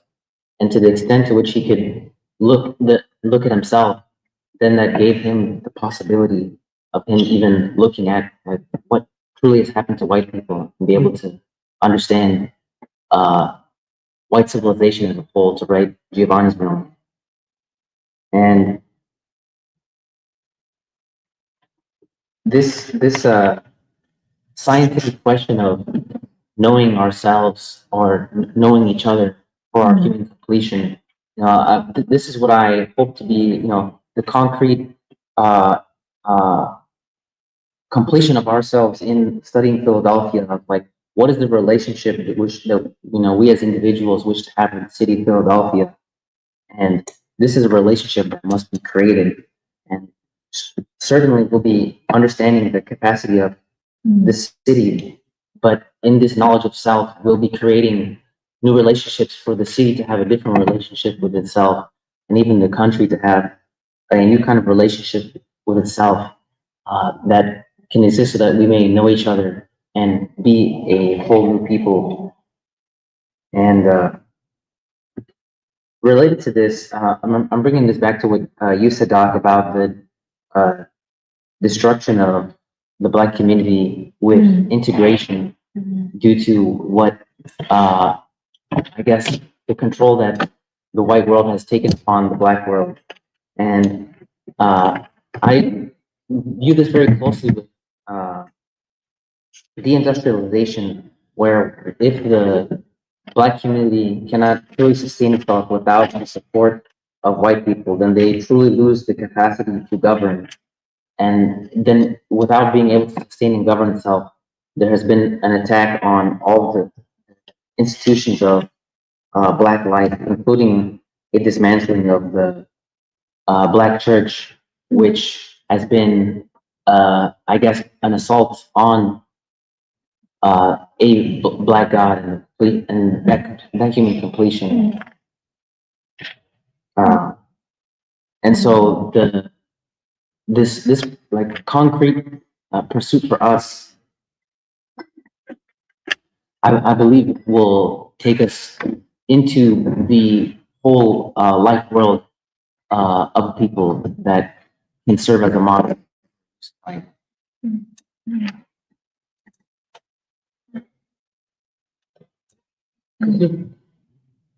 Well, I wanted to bring up, since I wanted to address a few questions, like one of the questions that came from the conference is how do we measure the capacity of the people? Yeah. And how do we do that concretely? And it reminded me of when I was part of Stadium Stompers, and I saw the meeting in North Philadelphia with 600 people. That was basically the nail in the coffin for the stadium project. And we've been talking about what brought this up for me was self-governance and the capacity of the people, and also the conversation around the Church of the Advocate and what that meant in raising the people's capacity. And that was actually the first time I saw Minister Rodney. And back then he was part of the Nation of Islam, and he was also president of the NAACP. So he spoke on both halves, but it was also so many church leaders and the women of the Stadium Stompers. And I was going to start with this, but I guess I'll end with it, which is that lately I've been pessimistic in seeing the world news and everything, and everything since Stadium Stompers. I haven't seen anything since, but when I did see that, I was like, wow, maybe this could free the Palestinian people. And, maybe that is the Black Proletariat's role in as a world historic people. Doc, you used to say back in preschool at the Church of the Advocate that the struggle for Black people's freedom is the only struggle in America that has produced more freedom for other people. And I've always, that experience has always been my guiding path, my concrete observations.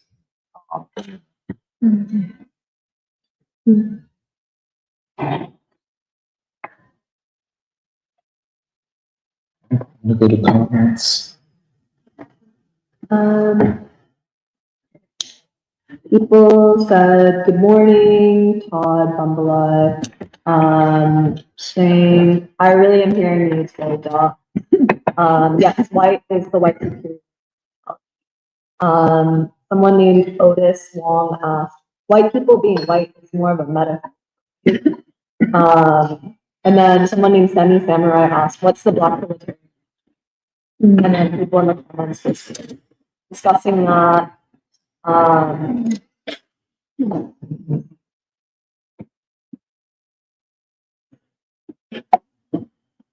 Someone named J.H.S. Scott said, haven't heard that name, Dr. Leon Sullivan, in a long time.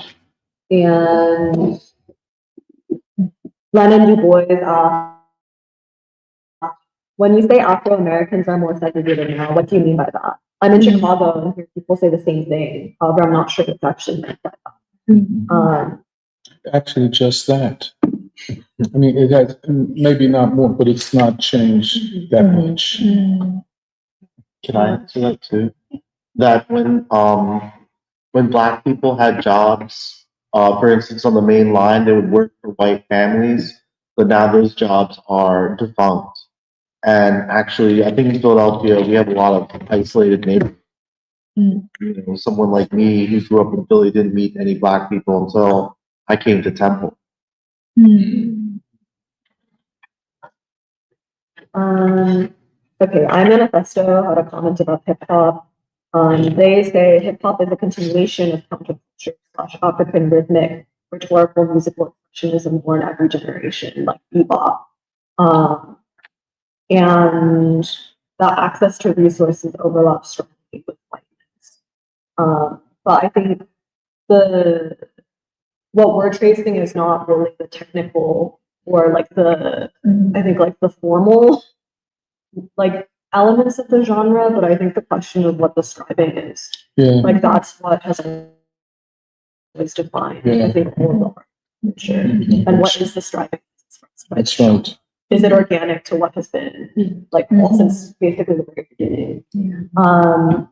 Okay, Michelle. One thing about the question of what is the Black Proletarian Imaginary is something I've thought a lot about this past week is how even the point of Black Reconstruction, the way Du Bois starts with, it's not just proletarian imaginary or the Black, the worker and the master. It's that there's two workers, the Black worker and the white worker. And why? It's not because of skin color, it's because of differences in consciousness.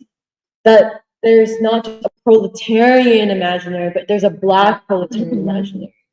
The fact that there's a Black proletariat, because even the way we talked about the framing of the music symposium, I think really was deep and helped shape a lot of the knowledge symposium, or the way we went into the knowledge symposium, because basically the whole point of music is evidence. If you actually take seriously all this music, not just jazz, but all of the music of Black folk and how advanced it is in such a short amount of time, It's what Baldwin calls the evidence of things not seen. Mhm. Okay, what are the unseen things?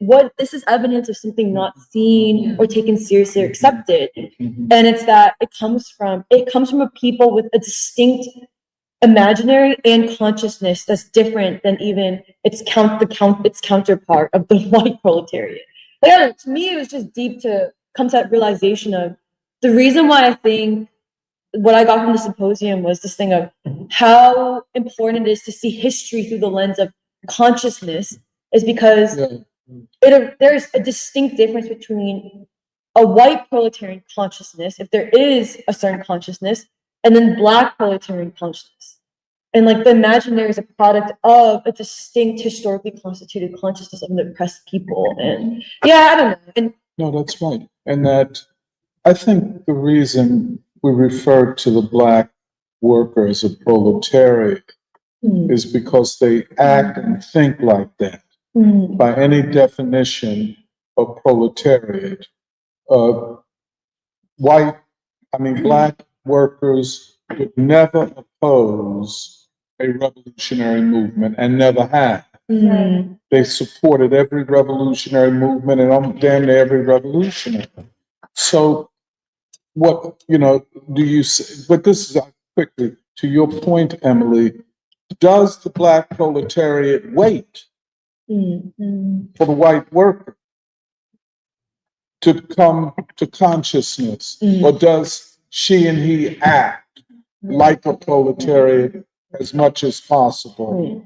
And we see it all around us in art and in politics, whenever they have that opportunity. And by the way, the concept of the Black proletariat comes from Du Bois in Black Reconstruction. I think then there's just a discussion about Nigerians, immigrant groups, some of the wealthiest minority groups are Nigerians. Nigerians overlap strongly with whiteness. And so I think this idea of is whiteness just like a physical trait? What actually defines like the Black proletariat? That's right. It's not And what separates most Black immigrants overwhelmingly from African Americans is the level of consciousness. And when we talk about that Black proletariat, they do not have the same urgency about freedom of a people. They have a sense we're going to make it individually. We're going to be good. But that's where the clash comes. I mean, you go out to Southwest Philadelphia, culturally and politically, Africans and Caribbeans and African Americans think and act differently. And there is this, I guess in my voice you can hear resentment a lot of the time. Don't come over here, and act like you deserve something that you never fought for, just because you might look something like me. The people who fought for it are being punished for fighting for it, and you act like you come with a superior cultural identity. That's why I don't go with no Afrocentricity. We are global Africans, all that mess. It's historically and sociologically and scientifically inaccurate, and it don't fit nothing. But just one more small thing. The African American people are not Africans. We are not. You understand what I'm saying? And frankly, we want to be African Americans, not Ghanaians or Nigerians or Igbo or Akan or whatever. We want to be who, and that's where this thing of the Black gods. And that's where the Afrocentrists and their ilk are always attacking the Nation of Islam, because they say Islam is nothing but Arab nationalism. And they hate the fact that the Nation of Islam says that we are Asiatic Black people. I mean, it's just a whole cosmology that does not go along with the separatism and so on. And of course, they have never been able to achieve what the Nation of Islam has in terms of institution, organization. So, but that's what I would say. Okay, I think there aren't that many other comments. There's some one-off example I said, all you gotta do is care about others, completeness will come. And then for dropping in different song lyrics, what do you believe in, heaven or hell? We don't believe in heaven. And then, yeah, Bob Marley, and then James Brown singing, say it loud. No, the black man's heaven is a white man's hell. No, that's Louis Farrakhan. Bob Marley is different. It's There's a different song here by Bob Marley. Oh, I'm sorry. It's not the same. Mhm. Yeah, and I think that the message is to try to take back from the soul thieves. So, And then lastly, Michelle Bell says, yes, Doc, African Americans are unique. there's no question. And that, no, that's why, see, that's the significance of Du Bois as a social scientist, that he knew this and what the relationship of this historically constituted group was to the nation as a whole, but to the world movement. Because there is, I mean, how do you explain, poor Ben and Sabata and I were talking about, how do you explain how easily Black people from the Thurmans to Du Bois to James Lawson to John Coltrane, how do you explain the ease with which they identify with the Indian movement? Or then on the other side, how do you explain how easy Max Roach and Archie Shepp related to the Long March and the Communist Party of China? How do you explain this? There's no evidence of anything similar to this anywhere else in the world, including Africa and the Black Caribbean. Nothing comparable to it. So it is a unique people, constituted not just by slavery, although that's important, but by their own struggle, the history of their consciousness.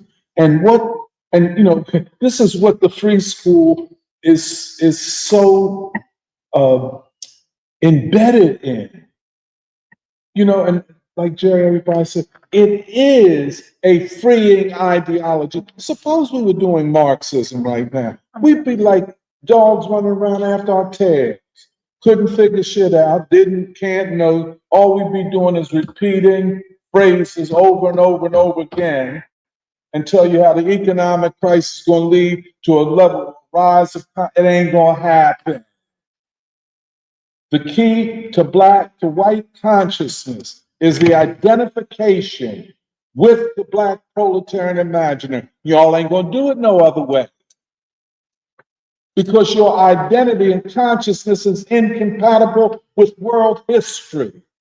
That is not the same for Black people. I ain't saying because I'm a Black person, although it makes me very proud to be, you know, that this, you know, you ain't gonna do no, I mean, you know, but that's what Peter Thiel.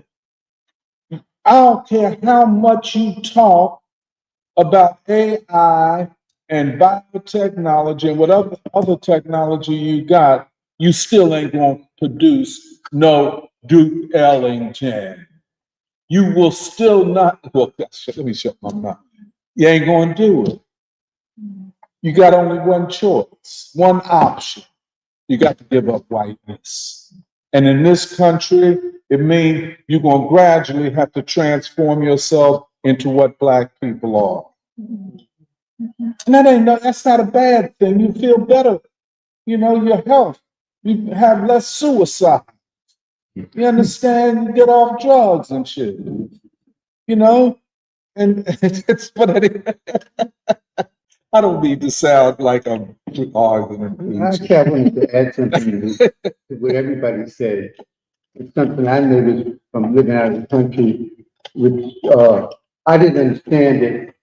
Spent a year in Africa, 3 years in the Dominican Republic. The history have a historical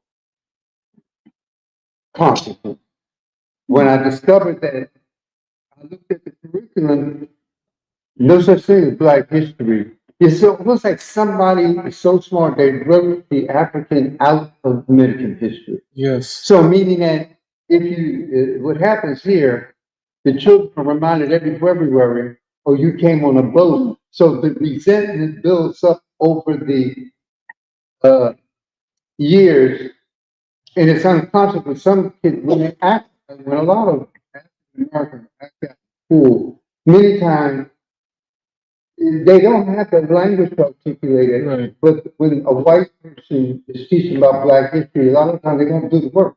I'm in charter school, a lot of so-called immigrants saying, what I learned about the immigrant mentality, by them not having a consciousness of Blackness being a victim of circumstances, historical victim, and it happened in Africa too. So then too, what happens with that, they equate themselves with their currency on the good America. So as you get here, they're docile, very accommodating. And so what happens in the schools, the teachers see the little boy from the beginning, oh, he's so cute, he's so nice. Yeah. And then the same African American is looking at him like, oh, you're nothing but that. With that eye. So it's an unconscious. So I'm noticing, by me teaching ESL, you got special ed, you know, they do the African American special ed. Special ed. And the ESL gets all the attention and the money. So the psychological repercussions of colonialism in the Caribbean and Africa manifests itself here. The African American is very clear who the other is. There's no, he does not feel, my father came from England. If he did, he would never tell you. Yeah, my grandfather. But the Caribbean, I know, oh yes, my grandfather came from West.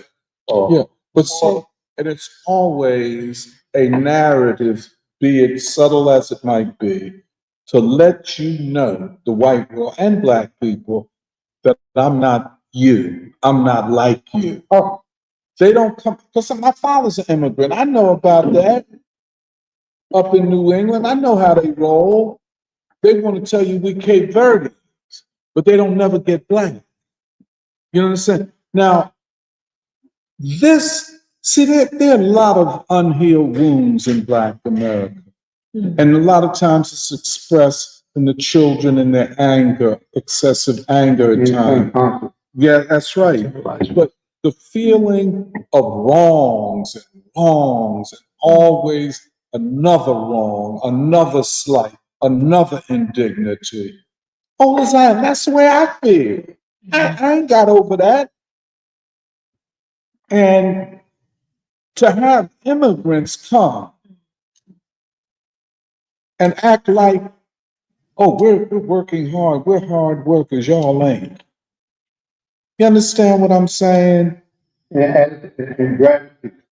Ingratitude. And then we have to carry the sense that we carry the entire weight of progress in this country. We produce the music, we produce the art, we produce the theory, we produce the politics. Everything falls on the shoulders of Black. I don't see it no other. I mean, if somebody else did something, I mean, show me. I've been looking. But it's the whole weight of social change in this country has been almost exclusively Black. That's why Marxists don't relate. They don't, I mean, especially this new Black. What y'all talking about? Talking about the Du Bois abolitionist school. You're nothing but a white supremacist trying to parade as though you ain't. Let's keep it 100. And Black folk know it. But I could say a lot more. But you're right about Minister Ishmael. You know, very dignified, very polite man. But if you knew what you was hearing, because I was sitting right next to him. After a point, you could feel the passion and the heat emanating from his body. And especially the last part we talked about his mother and father. That's not to be taken lightly. You know what I'm saying? He said, I couldn't know my father. That's because, conspiracy, they could have been killed, you know what I'm saying? And, but it's an amazing, it's so beautiful the way it's published in the avant-garde. It was, forgive me for talking a little too much, but I cannot, and I don't have the words to tell you how beautiful that was, how beautiful it was. And I asked Meghna and Jahan to get a beautiful envelope and to put 2 copies in with some inscription from the Free School for Minister Farrakhan himself. And I'm certain that he will be very grateful and do the same for Minister Ishmael. But that to me was a test of our theory. Right. It tested our work. And I think our theory came through with flying colors. And that meant all of us here, all of us were the creators of that interview and how it went. And Jahan and Meghna and Neha really prepared. They did a lot of preparation, a lot of thinking, because with a person like Minister Ishmael, you want to give him the respect that he is due and the respect that the white world will never give him. And I think we did that. Yeah.